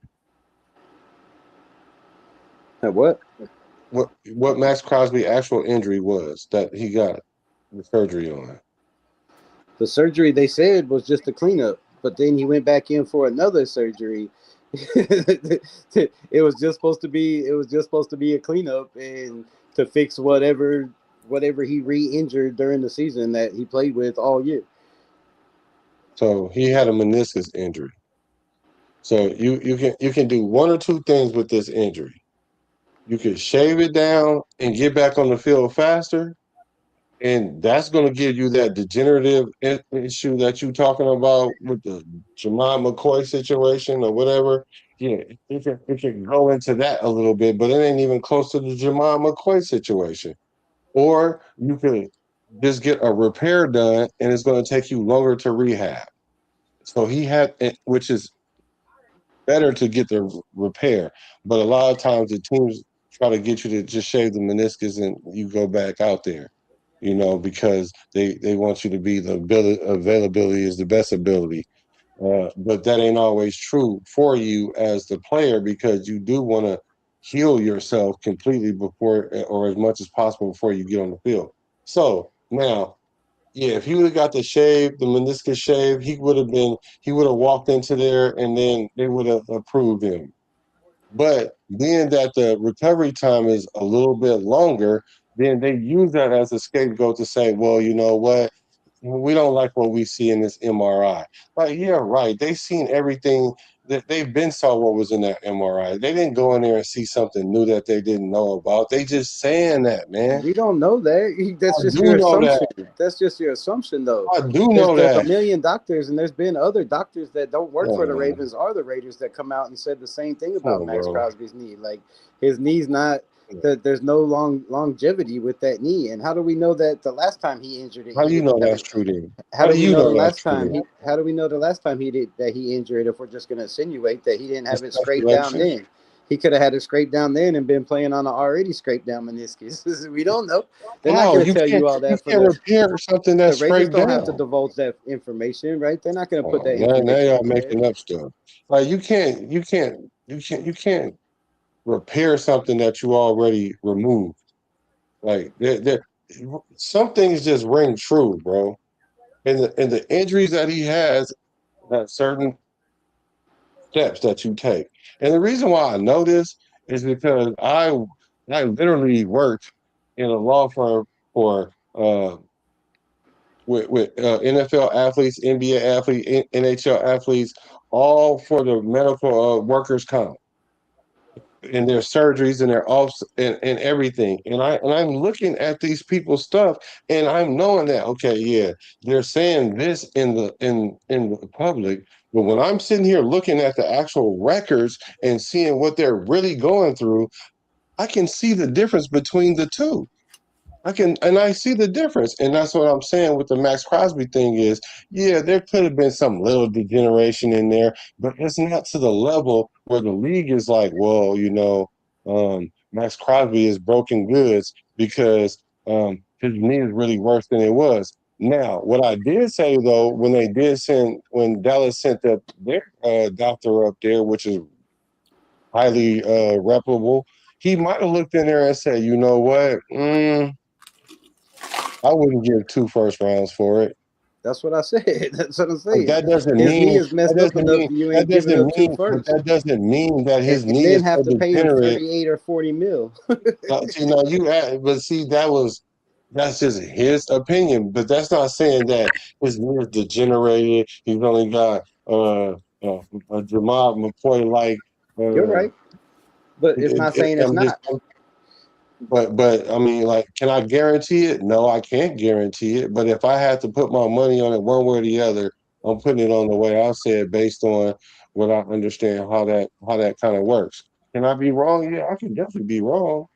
But when it plays all out and it don't work out the way and it works out similar to what I'm saying, and I've said that these things on multiple occasions, then I'm more prone to believe my assessment. Not to say that I'm always right, but I'm more prone to think the assessment of what I'm saying versus something general. All these, it could be these or it could be that. It could be a lot of things. It could be none of the things that we're talking about. But there's got to be something, and the something ain't so far fetched because Max is only repairing his knee. He's going to be 100% or as close to 100% you can get at this point in his career. He's not. And He's not. He's not going to be. He's fine, man. I just think he's fine, but could be and wrong. We'll see. these doctors, that's why every team has their own doctor, right? And these doctors they have to sign off on all these, all on all the medical situations. So if they don't feel like they're comfortable signing off on it, and they know, like, if this goes bad, this is going to fall on me and I might lose my job. So some of these guys is like, I'm not even going to mess with that. You know what I'm saying? There's certain doctors just don't feel comfortable with doing certain things, and certain doctors, they do, like, especially if that's kind of like their specialty, or they have connections to people that, okay, I can send this guy to my guy that I know is going to be able to handle this, and I'm okay with signing that off. Then they'll do that, because again, these doctors want to keep their job too. So they ain't gonna sign off on stuff that they don't feel comfortable with. And I guess in the Ravens situation, their doctors didn't feel comfortable with going forward with it, but it is what it is. Whereas we're drafting people with knee problems, and we seem like we're okay with it. So. Yeah, I just don't think his injury. But regardless of his injury, I only think Max may have like 3 good more seasons of prime football left. I think he's only got like 3 more prime years left. I'm not saying 3 more total years. I mean like prime years where he can be dominant. He's in our team window, but he's on the back end of our team window. I can see that. Because I really do think that Spytek and they want to win now, but I think their real goal is to really make us something in about 2 or 3 years. Well, that's how long it takes to turn the franchise around anyway, for real. They need to do it quicker than that, because you got Brock Bowers contract going to be coming up. You got Trey Tucker. You got Michael Mayer, right? You got JPJ. You got DJ Glaze. In the next 2 years, all these contracts going to be coming up. Yeah. So that window's a lot sooner than people think. Like I know everybody's focused on it's just a slow rebuild and it's a process and it's going to take time.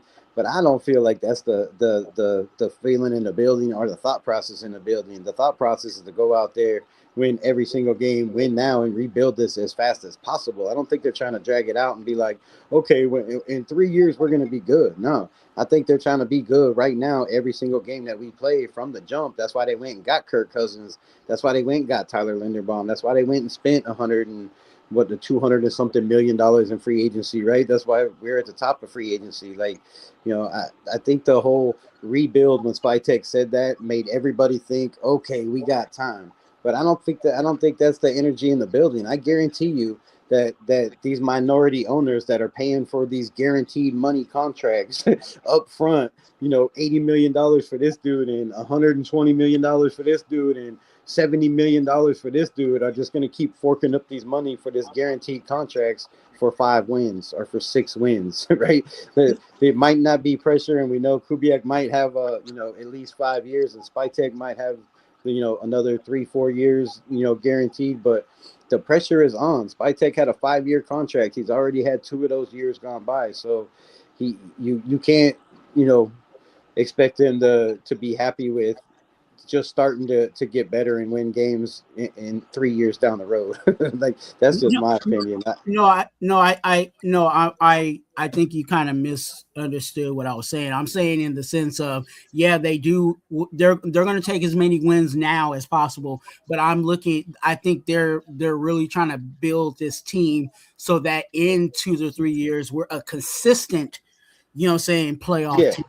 You know what I'm saying? And I think that's the pieces that I really don't think the money of Brock Bowers and all of them, it matters. I think they already see that Brock Bowers is going to get his max contract. He's, you know what I'm saying? They already looked down the line and said, yes, we're going to pay, if Genty's healthy, we're going to pay him, you know what I'm saying, to continue this. But it's just building the whole entire team to be a playoff team, being again ready to go that in that 2 to 3 year range. So that's why I said with Max Crosby, he's on the back end of that, but he still fits into ultimately where we're trying to go. If we can get by all means, if we can be a playoff team, you know what I'm saying, next year, or this coming year, awesome. He's all for that. We're all for that. But I think overall, you know what I'm saying, when you look at the teams that have gone to the Super Bowl or the teams that are Super Bowl caliber teams, those guys are consistently knocking on the door. And I think that's where they're trying to get us to, is being consistently build a team that's consistently knocking on the door for a Super Bowl. Yeah, that's what Spytek said. I agree with you about that. Huh? Go ahead. No, what was that you said? No, I was just about to say, as much as I agree with you with that, because I think that is the goal, the thing is, we can get there, right? But then when it comes down to the contracts, then we're going to have to pay Max again in a couple of years, just like when as soon as we get good, we got to pay Max again now, right? Then we're going to have to pay, JPJ or somebody. Then and Tyler Lindenbaum only got a 3-year contract, so we're going to have to pay him. Trey Tucker, we're going to have to pay him at the end of this year. Michael Mayer, got to do something with him. Right. It's going to be a lot of contracts we're going to have to. Next year is JPJ and DJ Glaze. But I think again, I hear you guys. Like, some of those guys, yes, they're valuable, but I think it's all going to balance itself out, because again, you have to factor in, and here goes my word, cheap labor. You have to factor in all the rookies that are still under rookie contracts. That means you have Jamal McCoy going into his 2nd year under a rookie contract. Obviously, we're expecting for him to be a starter at corner. You know what I'm saying? So a lot of these guys that we're drafting, Zoom, you know what I'm saying? Yes, right now we're looking at him as a backup, but him going into his 2nd, possibly 3rd year, we're looking at him to be a starter, you know what I'm saying, on that offensive line. So a lot of those guys, and they'll still be under that rookie contract. And then let's hypothetically look at the next 2 draft classes that we bring in, you know what I'm saying, that will replenish, you know what I'm saying, some of these guys that you're saying that we need to.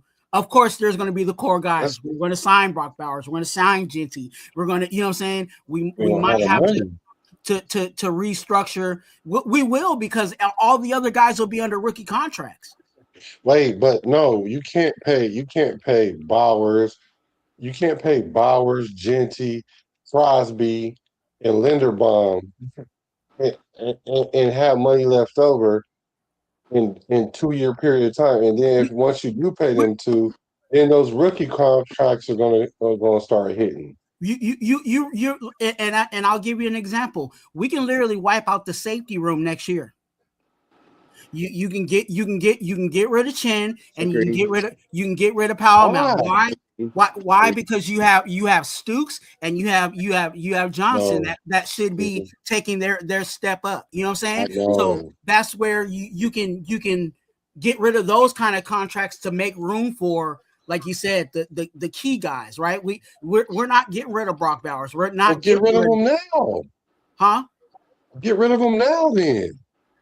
But I'm just saying, Paul Miles on his rookie. He on his. This is a contract year. Yeah. So that's why I'm saying. If he plays anywhere like he did last year and the year before that, we're going to re-sign him. And then when we draft, if he plays like he did last year, we're not re-signing him. Well, it's not, bro. He had 100 tackles. I don't care. Still, he had 100 tackles. Devin White had 164. Playing out of position. Playing out of position. So are we going to keep Powell Mount? Are we going to keep Powell Mount or sign Brock Bowers? Brock Bowers. See now, that's the position you don't want to be in, where you gotta make a decision between a defensive player and an offensive player. But they're already doing that, because we've already signed our hypothetically we've already drafted our starting safeties. No, we didn't have no safety. We signed one starting safety. And that's Stukes. He's the only one that's starting. Jeremy Chin is going to start at the other safety. We only signed one safety to start, but we don't know who's. But that means Dalton Johnson can come in and come in, but he ain't gonna come in and be a box safety like Chin or Powell Mountain. Neither one of those are box safeties. They're not big enough. So yeah, I wouldn't mind having Palomar as the backup, but then you have Dalton Johnson, that could fill that role as well. And he's not a box safety. He more like a safety like Stukes. He more like Stukes. He probably gonna be more nickel than anything. I don't know. Spytek got to figure it out though, because But I think no, go ahead. No, go ahead. No, I just believe that what was, because Spytek is now actually being the GM. I think he's already seeing that down the line. Like, okay, I got to figure out Brock Bowers. I gotta figure out Genty. So where can I draft guys that are maybe not necessarily ready now, but will be ready in year 2, possibly year 3, that can take over for some of the guys to make room for, you know what I'm saying? So like I said, we drafted 2 safeties that can possibly be those starters for us at safety, where we don't necessarily need the Powell Mount and Chen, where, okay, that's we can take care of that. And then what else are we drafting? Like I said, Zoom. That means we got another, you know what I'm saying, another guy on the rookie contract. Then you draft, you know what I'm saying? You're now we're just replenishing, you know what I'm saying, behind those guys. And that's where, like I said, we'll have money for, because again, we're not spending money in the quarterback room. We got Mendoza's under cheap labor. You know what I'm saying? So you do have some money, but you're spending it on not necessarily the super main pieces. Now they do have to play ball. If they decide to re-up with Max Crosby, but that's just going to be, they're just going to have to play ball on that. What's the tight end market? The tight end market's not that big, is it? What's the highest paid tight end? Like 18, 20 something? Yeah. It's not outlandish. It's nothing crazy, I don't think. So yeah, but we don't know what it's going to be in a couple of years. Brock might reset the market. Yeah, Brock Brock for Bowers sure. might reset the market. He's definitely going to reset the market because right now he is one of the top tight ends in the league. So production or just market in general, he's going to reset the tight end market. But even with that being said, if Spytek is actually what it seems like he's doing is strategically drafting, you know what I'm saying, the roster. The draft picks that we're bringing in are going to eventually work their way into stardom, you know what I'm saying, starterhood, you know what I'm saying, in their rookie contracts. So we hope. I mean that's always the hope, right? That's and the that's goal. always that's ultimately it hasn't happened in the last 10 years, but that's what we're hoping this year. Yeah. That's ultimately the goal, but still, I think if that plays out the way that Spytek is trying to create we're going to have room for these contracts, because again, I don't see anybody outside of, like you said, Bowers, Gentry, who's a non-negotiable. Gentry's already the highest paid running back in the league. True. He ain't even got that second contract yet. He's already top 3. I remember that, but he stayed the highest paid. He's top 5, I think. That's he's like crazy already. Top 4, I think. I know the one that just Jordan Love, I think he's the number 1 paid right now, I think. Oh yeah, he is. That's right. He's making more than Saquon and them. So he's making more than everybody. So what's his name? The top wide receiver that's getting paid is $19 million. Is what's your boy in San Francisco? Oh, Kerry Kittle. Kittle's. Kittle's 19. Yeah, 19. He said the New Jersey Jet guy, Kerry Kittle. Yeah. But that was funny. But yeah. It was 19 a year. So Brock gonna get 25, 30.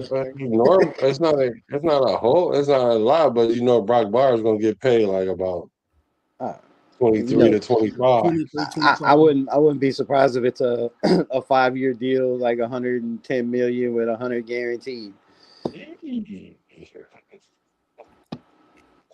But Brock Bowers is gonna, definitely Brock Bowers is gonna get paid. But like I said, I think because our team is young and because we are drafting guys, you know what I'm saying? I think Spytek is already worked that out. That's why we were okay with spending that on Linderbaum and all of that, because we're not really spending that much money. Like really, like who are we spending a whole lot of money on? Like outside of Max Crosby and Linderbaum, who's really making a lot of money? Nobody, because the next person is getting money is Kuntz. But then again, we don't have nobody. Jeremy Chin, I think Eric Stokes is up there. Who else? Somebody else is making. Do you have Nakobe Dean, Quay Walker, Teron Johnson? All them dudes making money now. We used to only have 1 or 2 players making around 20 mil. Colt Miller's at 20 mil. And all those guys are guys that can easily, I'm not saying easily can get replaced, but they can get replaced. Like, what if Jamal McCoy, you know what I'm saying, is really that guy, and then Porter, or Masses or somebody ends up, emerging to be that guy, we can move on from Stokes. You know what I'm saying? Or, Teron Johnson. Like we can move on from those guys and get a corner in there if these guys, end up panning out. So I think there's just I just feel like the money's gonna work out. I don't think we're gonna be in a situation like, oh dang, we gotta sign all these guys and we won't have the money for them. If we win, like I think we're gonna win this year, it's gonna be a problem. Everybody on them 1-year contracts is gonna be like, "Yo, let me get that bag. Let me get that Crosby style." And they should, you know what I'm saying? Like that's why they're on those 1-year contracts. Yeah, that's why they're on those 1-year contracts.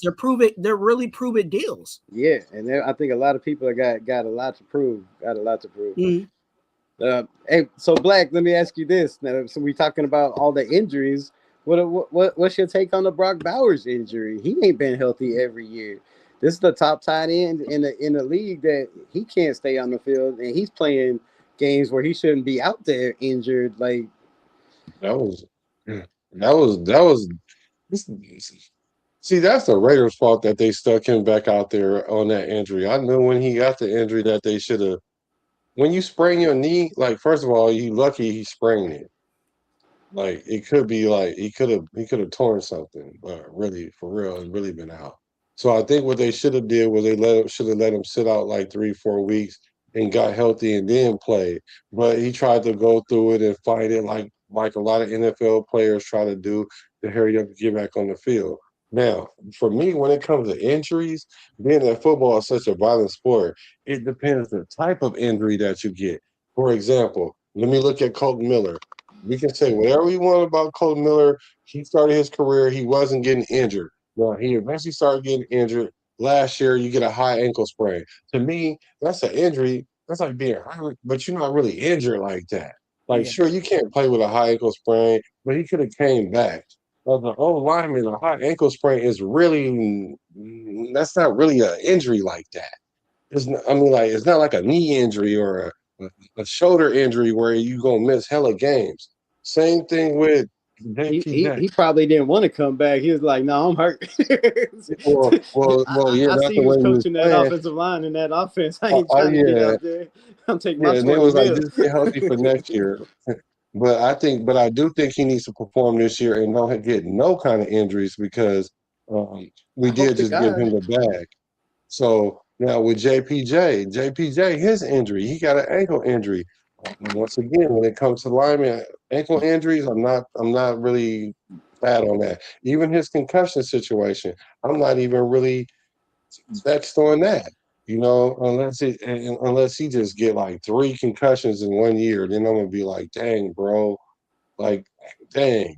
So I'm not really concerned with that. Now with Brock Bowers, that even his type of injury, that sprained knee, okay, I can see that as a receiver that happened. You got lucky right there. Now, if he get hurt this year, depending on the type of injury, then you got to kind of look at it like, dang, man, I hope this is not like a reoccurring thing.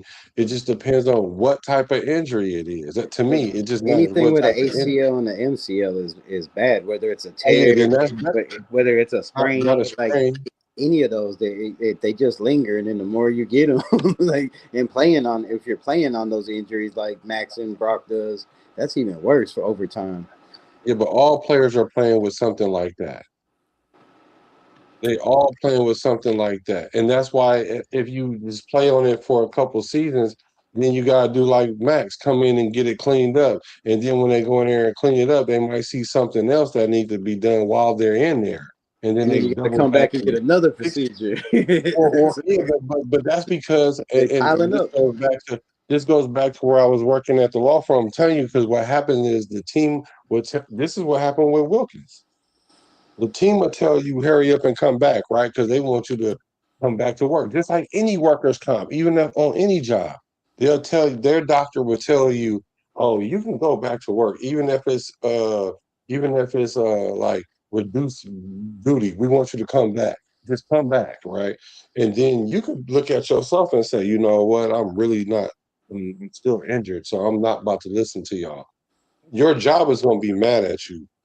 And essentially, that's what happens when the NFL teams they get mad at you, and then what happens is they'll stick somebody in your position. So now you forced to come back earlier than you really want to, unless you really just that good, right?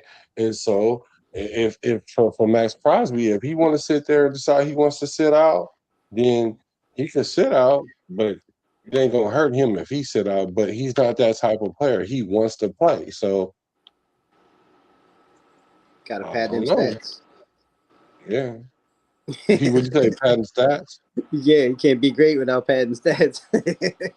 No, you can't be great without being on the field. I know. I got to give Max But shit. but I'm gonna but, give him but he shit needs to to pad the his day stats I because die. had he not got 10 sacks last year, then it would have been a problem. Because it's already a problem that he hasn't had back-to-back years with 10 sacks already. Like That's the knock on him right now. Now, my problem is that the biggest year is 14. I mean, look at Brian Burns Brian Burns for the Giants is making less than that, and he had 16, I believe, last year, and I don't even know how many times he's had more than 10 or 12. Like Max Crosby had one great year with 14. That's the highest. That's the highest. That's the highest 14 and a half sacks for $30 plus million a season. Like, come on, like, how can you justify that when you got guys like Brian Burns that's barely making 20 over there putting up 16, and you got guys like Nick Bonito that was making not even close to it, making like what 20 something, 22 over there putting up same thing, 14, 15 sacks a season, and with the same amount of pressures and tackles. Bro, I bet you teams aim for Max Crosby way harder than they do either one of them two players you just named. Then how come they went out and traded for a Michael Parsons and not a Max Crosby? How come they went out? How come Eagles went and traded and went and got Jalen Phillips?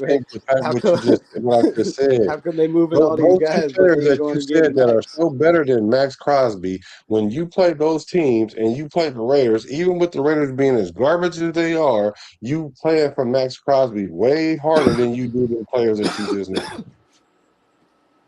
Regardless, because sacks isn't the end-all, be-all stat to determine if you a competent pass rusher, which it is, but that's what you get paid to do. You don't get paid just for sacks, man. If you get paid for a job to tape up so many boxes in a day, you don't tape up that many boxes. You think they're gonna keep paying you for that performance? If you're supposed to sell so many hot dogs in a day and you ain't making that quota, you think you still gonna have a job? No. Why are they called pass rushers? What do you mean? To affect the quarterback? It doesn't mean they're not called sack rushers. I mean, like, it's not called sack ends. Like, you're there to stop the run. You're there to create QB hits, tackle for losses. Like, all those metrics matter. Like, and also not only that, the part that you pay for is the intangible. Is what is your worth to the team? What is your worth to the team? Because if you take Max Crosby off this team, our defense is not. If we take Max Crosby off this defense, our defense is definitely bottom tier. Just taking Max Crosby off by itself because of where he plays. That's why. Why do you think they make so much money? Because that's where you start your defense at. With the pass rusher, he's one of the top. The league recognizes him as that. So he's going to get paid. To me, when you get double and triple teamed constantly for $30 million and nobody else is helping because you can't afford to pay nobody else more than $5 million a year to be on the other side or to be on that defensive tackle. When they tried it with Christian Wilkins, it didn't work. Like, how much he made? How much was Christian Wilkins making? He was making more than $5 million. 30 something, $140 million for. So they paid somebody $40 million, and he didn't. He played 2 games. he played 2 games. Christian Wilkins is a prostitute. He played 2 games. he got paid to kiss somebody. He called him a prostitute. A prostitute. He got paid to kiss somebody. He should have got socked. He should have just socked him. Speaking of that, when do we get our damn money? I don't know. I think the Raiders gonna have to pay him. Half of that 30 mil back. Hey, there's a whole lot of people that owe us money. We still waiting on Chandler Jones, right? Well, we need that money back too. What's the NFL lagging for? They're trying to hold us back, man. We need our money so we can go get some more players, so we can give it to Max Crosby. Wow. No, we give it to Max in a couple seasons, not this year. We need to pay Max Crosby. We need that money. Yeah, we need that. We got to pay Max, bro. We need that money.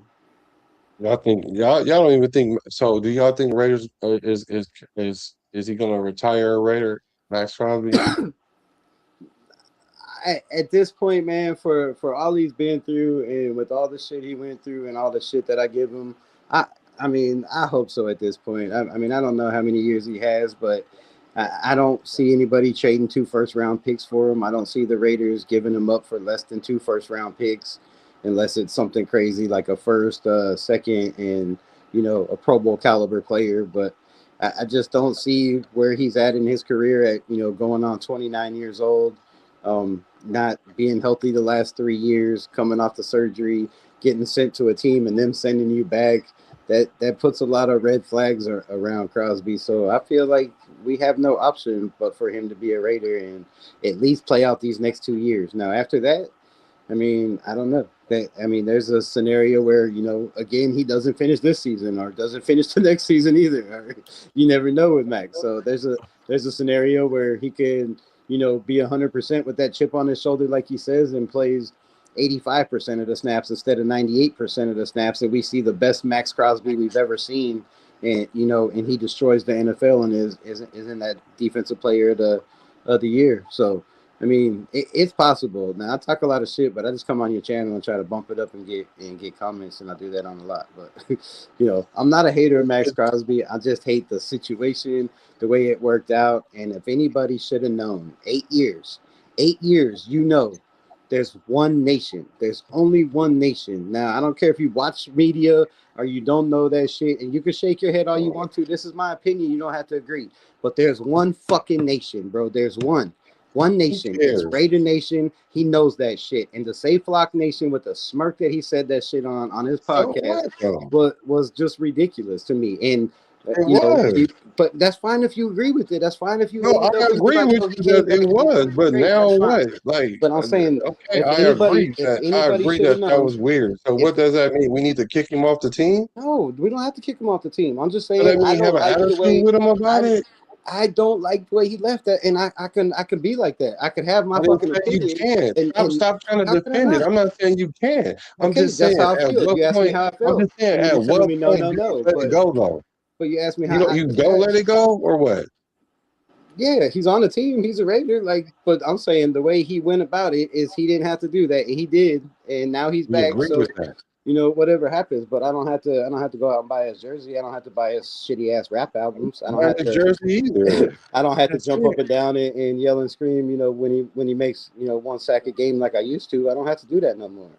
I'm just asking, and I reserve that right. Am I going to root for him? Yes. Am I going to root for everybody on this team? Yes. Am I going to be happy when he makes plays? Yes. But you ain't gonna see me act a fool and be like, "Oh, that's Max Crosby," and being crazy like I used to. You're gonna take some of the joy out of it because he said Flock Nation. To me, yeah. Yeah. So my question is, how long does that last? It will last as long as he's here and as long as he's not here. There's no to me, there's no change in that. To me, one of the faces of the franchise, of the team that I've loved for 51 years, that I grew up rooting for and playing for, and a guy that's been here for 8 years and wants to tell me, "Oh, I love this team, I'm never going anywhere," and sit there and lie to everybody's face, and then say the one thing that is gonna cut everybody in Raider Nation. You know how many little kids cried their eyes out because Max Crosby said Flock Nation? You know how many kids are burning jerseys and crying because Max wanted out because he wasn't happy because he was ruining his legacy. It wasn't about the Raiders. It was about Max was ruining his legacy and he was being held down. This is my opinion, from him being the greatest player that he wants to be, from him getting those rings and winning a championship, and he thought he could go do it somewhere else, and it didn't work out for him. So I wish them the best, and I wish him the best that he's here. So why don't you feel that way when the Raiders do Raiders? Why don't you have that same energy when Raiders do players wrong? Why don't you have that same energy? Bro, if you've seen anything on my channel, I've talked shit about everybody in this top building organization, from what they did to Marcus Allen, from what they did to Charles Woodson. Like, come on, bro. I have that So same why don't I energy, never hear but that come up? this is a different regime. This is a different owner. Well, not owner, same owner, but more. He's not around. He's not involved, right? You bring in Tom Brady. You bring in minority owners that have their own decision. You have Spytek in the building, and I think they're not. You know, they're trying to get away from that. They're trying to get away from that, and they prove that by allowing Max to come back. They didn't have to take Max back, right? They didn't. He You didn't know, have to come back. they why? It was a rough Yeah, he trade. didn't have to come They back. could have He said, you could have. know, man, See, this is we what's already funny to made me plans and we're gonna because have to y'all trade you sat to there and somewhere said else. that he walked up there and demanded a trade so he could equally come back and like, I'm still not playing for y'all, and they would have had to trade him. And he could have did that, and they could have easily came back and said, all right, sorry, we already filled your position and we don't have a spot for you and we can't afford you. We're gonna have to trade you somewhere else, whether you like the team you're But getting that would be traded to or not. stupid. But that would Right? be stupid. They didn't have to trade him to a team like the Ravens. They didn't have to trade him to a contender. They could have traded him to the Right, Jets, because they but traded him where he wanted he to wouldn't have go. took that. But when he came back, they could have done that because now your But they're now your not. contract's already done. Like when you're traded to another team, like he's No, gonna have to rework that contract. That no trade clause, in my no, he's opinion, not. doesn't work. So if he came back in He the doesn't Raiders, have a no trade clause. if he did before he left, he had to accept that trade clause. He had to say that he wanted to go to the Ravens to be traded. He had a no trade clause in his contract. He had to accept that trade. And the Raiders didn't have to accept him back. They could have easily said, okay, that trade didn't work, but we're going to take the Dallas deal for a little bit less, or we're going to take, you know, whoever else offered money. They didn't have to take him back. They took him back because supposedly, like they said, they didn't want to get rid of him. They got rid of him because he asked out. He asked to be out. Yeah, he didn't have no trade clause in before he went to the Ravens. See, this is the thing, man. That's why I keep telling y'all it was something, it was mutual. And I'm not saying 50% mutual. It was probably 60-40 somewhere in there. Max went in there and was like, look, this is how I feel. And Spytek was like, all right, well, let's see what we can get for you. And then they made an agreement. He don't have a no trade clause. They sent him where he wanted to go because they had an agreement. Because some players have that cachet without having a no trade clause in there. And it's rare, but Max Crosby is one of those players. Just like if another team came in right now and wanted to take him, Spytek is at liberty to trade him if he wants to. But what I'm thinking is, and I'm pretty sure, I'm not 100% sure, but I'm pretty sure that they're going to run it by Max Crosby first. And if he's with it, then they'll run with it. And if he ain't, they're not. Unless they giving Spytek 3 first rounds, and then he gonna be like, I hope you understand, bro. Because Max has that kind of pull, because he's earned that. That's why I don't understand why we don't see that as a nation. He does earn that. I didn't say he didn't earn that. I was gonna say he didn't earn that, but he asked to be out. The Raiders didn't want to trade him. Mark Davis's words out of his mouth.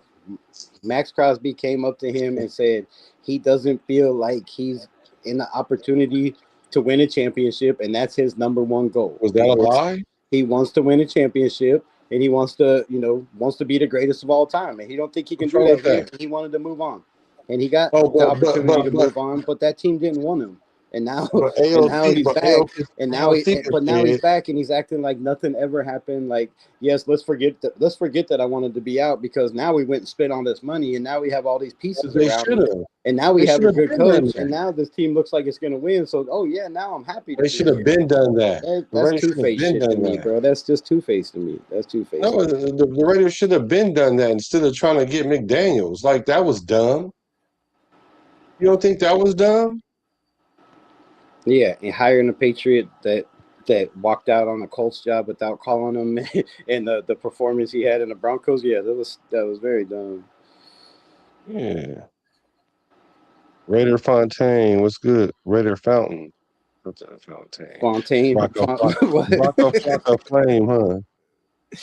Shout out! Happy Father's Day to everybody. If Oh, you're a yeah, father, happy Father's Day for sure, for sure. if you're a father playing mother and father, double salute to you because He said, Flocka Flame. Yeah. I heard that. Well, I appreciate you guys. Hell yeah. You guys keep me on my toes. Raider Twuan fell asleep. He Yeah, I good. sure did, and I'm back here chilling, dog. He like I'm over here watching the spar session going on right here. I'm over here letting y'all cook. I ordered me some McDonald's, ate that. I was like, look, y'all go ahead and Damn, do you that. had food and Look, everything? I love each and everybody in the Raider Nation, but I do not love cold food. So I was like, And you sure the hell don't want to eat cold McDonald's fries. Damn. You don't right. eat cold McDonald's nothing. Anything fast food, you never want to eat that thing cold. It never tastes right, nor does it come back to life if you try to warm it up. Put it in the air Except fryer. for the strawberry shakes, you can eat those cold. Oh yeah, definitely. You can You put it refreeze in the that air and fryer, turn that bro. into a ice cream. You know what I'm saying? Damn. Yeah, Y'all kept me on way too late. It's definitely past my bedtime. Shit. yeah. Hey, but you had that interview with your boy today. That was a pretty good interview right there. Oh, all 'Cause aboard. because he's starting to make waves in the Raider sphere. Yeah, he's been blowing up over the last 2 years for sure. He's doing Yeah, his thing over there. Yeah, I don't, yeah, but yeah, he interesting too. But it's cool because we're gonna see because it's gonna play out, and then y'all gonna hate it. Y'all gonna hate it if I'm right on. I'm telling y'all because I'm gonna come right on here and be like, I tried to tell y'all that it wasn't no damn quarterback controversy or no competition. But all y'all worked y'all nerves up to sit there and think Mendoza would have had a chance and ALC. I'm like, come on, they already got their plan in order, man. They just telling us this. Just keep that same energy if you're wrong, my brother. That's all I I ask. promise you I will. We could do a whole live and you can talk bad about my take the whole live. Yeah, I ain't like that. I ain't gonna come up No, here and I'm be like, just saying you you was can. wrong, you was wrong. And I sure the hell ain't gonna be No, come I'm up here just and be saying like, you can do I that. told y'all for the last 5 years AOC was the shit because they already know how I Yeah, feel about AOC. yeah, you should. And I I'm shouldn't gonna do it have for to tell y'all. anybody that I told them because they already know. They I'm gonna already do know. it. I'm gonna do it for y'all. The same list that I'm writing down to y'all that's talking crazy. I'm gonna be like, you know what? I owe That's the cool. following people an That's cool. apology. I'm gonna start with Raider Rebel first. That's cool. And I hope I wish somebody would have did that when I told them Jimmy G was gonna be a bust and Aiden OConnell was gonna be better. I wish they would have did that when I told them Gardner Minshew wasn't gonna be the shit and we was gonna suck with them. I wish they would have did that when I said Geno Smith was gonna be trash if he started out bad and Pete Carroll couldn't pull him, it was gonna be a bad system.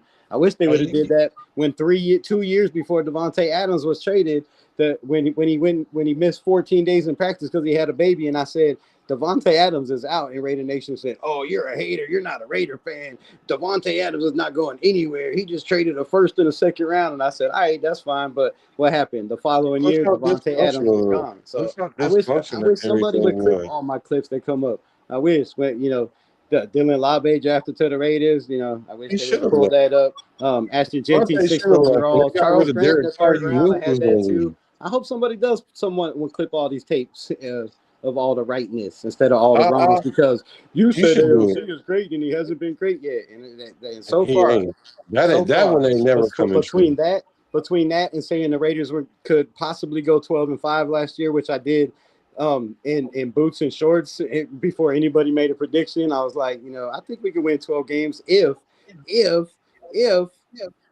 offensive line holds up and Pete Carroll realizes that if Geno struggles, you have to pull him and go with another quarterback. They didn't do none of that.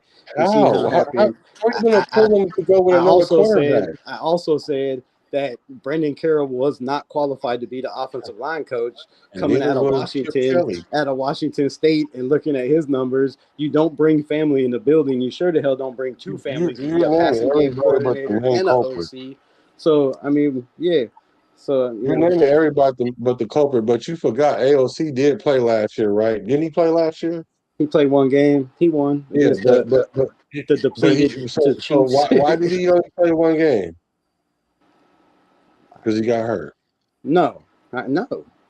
Why didn't Kenny Pickett play a game? He got hurt. Why didn't Kenny Pickett play but one game when Geno was struggling? No, because Geno got hurt. Why Is he didn't hurt? Kenny Pickett? Wait, but why didn't Kenny Pickett play when Geno was struggling? When they had to go trade for, when they traded a I'm when about you to tell trade you why. when you Because traded a Kenny fifth Pickett round is pick. not better than Geno Smith either. Because Pickett got picked off on the first play. He went out. He came out there first play and threw an interception. Like, Geno Smith got picked off oh at the my very God. first play at home. So what? The very He's first still home a game, better Geno Smith got quarterback. picked off. He's still But better Geno than Smith, him, though. but Geno Smith can throw three interceptions in one game with no touchdowns, three Bro, interceptions in another game with no ALC touchdowns. is never And throw we for can have 4,000 no yards offense. this We can season. put up no, but you don't get benched. I'll tell you why No, ALC you didn't play a don't. game last year. I will also No, tell you you why don't. You I will don't bench also a tell you starter, bro. I will also tell For a you why backup that don't know, that can't finish a season, bro. You can't take out your starter just because you want to put in AOC. when he and then sucks ass, you AOC can. When your offense Bro, ain't gelling, AOC when you have no AOC run game, man, when he's been sacked 62 times in a damn season, that's and he not threw 18 that's not touchdowns and his fault. 17 interceptions, yes, you So, can. They did it with y'all Jimmy G. don't know, bro. Oh bullshit! I This don't is why know. y'all don't. I This is don't why know my y'all don't. ass, bro. This They is why did it with y'all Jimmy don't G. see. This is Jimmy why G y'all had don't see 8 what interceptions, actually 9 interceptions, 9 interceptions to 7 touchdowns. They pulled his ass.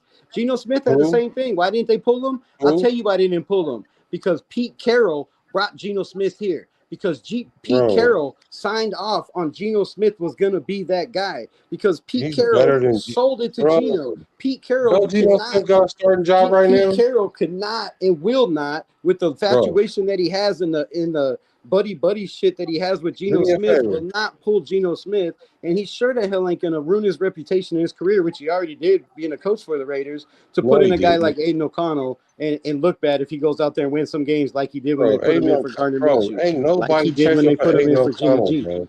That's why. Name. That's why. Why didn't Aiden O'Connell? Why was Aiden Name O'Connell two for teams that 3 he can weeks? start for. Name 2 teams that Aiden O'Connell can start I for don't know. this year. I don't know. Probably Minnesota. I bet he can start in Minnesota right now. Yeah, he not. He I can't start over guarantee Kyler you he Murray. beats out JJ McCarthy and Kyler Murray. I Oh, guarantee hell you. no. I'd put money on that in a hell minute. If there no. was any way, bro, I'd bet the house on that shit. You'll He be starts either one of hoping. those. I bet he could walk into Cleveland right now and beat out Shador Sanders All right, it's time to go to I bed. guarantee you he walk into Cleveland and It's beat time out to go to Shador and bed. Deshaun Watson, who's out there partying on his boat that doesn't It's time to care go to bed. about the season. You think AOC is better than If they Shador? gave him opportunity to start, I don't care if they gave him. I'm talking about they gave him all the What other team opportunity. needs a quarterback? What other team needs a quarterback You right now? The Jets. You think he's better than I guarantee Shador? you he could go to the Jets and beat out whoever they drafted, Garrett Nussmeier and Geno Smith. I bet he could beat out both of those. Bro. Oh, He could have beat out Geno last year if they would have gave him a chance. He ain't gonna never get a chance for the rest of his career. Then, if that's the case, If he don't get a chance, then he don't get a chance. He's a backup to the date. But if he does this year, he's gonna be the only quarterback in history that didn't get his chance. That's all I'm saying. Y'all better be prepared if he gets his shot. Be prepared for what? To be wrong. Be prepared for what? To be wrong. What, that he gonna get the start and then don't finish the season? If he's the backup, you never know. I'm saying start. I put money on it. He starts one game this year. Yeah, because somebody got hurt. Or played bad, or goes to a tent and he comes in and plays well, and they're like, oh damn, let's start him the next week just in case. Only if he get hurt. Only if a player get hurt. You never know. There's a chance that he comes out and did what he did his rookie year playing against San Francisco 49ers and the Rams in preseason and just tear it up through the whole game, first, second, and third string. There's a chance that he can come out. You know they got tape on him now. Come out and throw 9 touchdowns to 1 interception in 4 or 5 games like he did his rookie year. There's a lot of chances. There's a chance he can never play in the NFL again.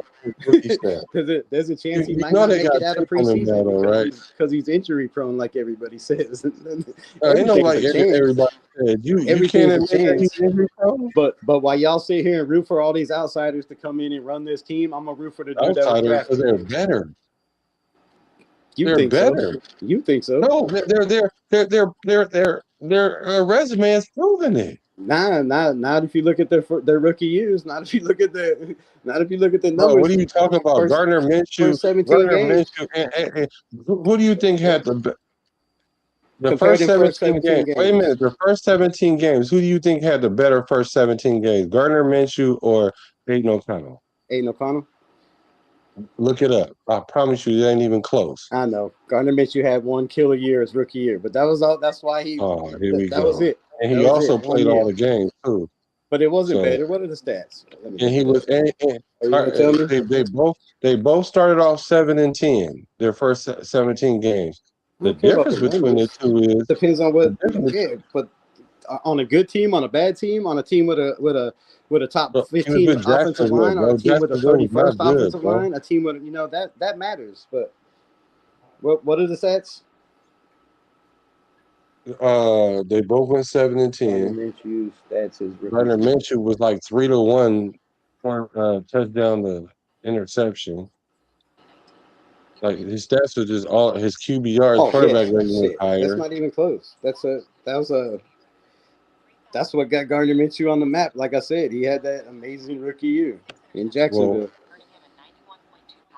yeah, I agree. But his numbers are great, is, but the record wasn't. It's but he's also went other places and started the whole year. Yeah. So he's a starter. Where? He's a starter. The Colts? See, the difference is AOC can start, but he's not a starter. He can start, but he can't. But he's not started. a starter. But he started. You just said Gardner Minshew started. If you're a starter, start again, but he can't start. He can't start the season for a team. We'll see. No, we won't see because he's not going to do it. Maybe we won't see, and maybe you'll be right. And if you are, then I'll come on and be like, Black, the quarterback, is the shit, bro. He knows what he's talking about. No, it don't take a rocket science to see this, though. That's what I'm saying. Don't That's your opinion. It's just an assumption. It's just an assumption. It's not an assumption. You're assuming that I don't know football because I think Aiden O'Connell can play in the NFL. I'm not guessing. You are. You're assuming that I don't know football. That's what you're saying. I don't know football because I believe Aiden O'Connell could start in the NFL. Come on, bro. But from his body of work that I've seen, from the body of work that I've seen, from the shit that he's been through with 7 different offensive coordinators, with different coaches, like the kid went out and killed it as a rookie with Bo Hardegree that had never called an offensive play in his life. He had been a quarterback coach. Shift to intern. And you have a kid that's a rookie year drafted in the 4th round and go out and play like he does, but he's no good. You can't convince me otherwise. He's been getting worse ever since, though. No, he hasn't. Ever since then, he's been getting worse. How has he got worse ever since? The next year, let me tell you why. 8 touchdowns, 4 interceptions. Let me tell you why. The team got worse. Let me tell you why. Because his rookie season, he played cool, right? The year after that, he got hurt a couple of times, and he didn't play that good. And then the year after that. And then the year after that, he didn't play at all except for the last game, which he didn't even throw a completion after the second quarter. In the first quarter, and then got hurt. And then he missed. They put Gardner Minshew back in, and then as soon as Aiden was ready to go, they threw Aiden back in there. He played 8 games that year, 7 games. It was And then the following year after that, he played 1 game. He's getting. So his rookie year was his best year. The year after that was his second best year, and the year after that was his worst year. So so like you said for Max, that's Aiden's fault. Well, it's his fault that he's getting worse. Yeah, it's his fault that he's not on the field.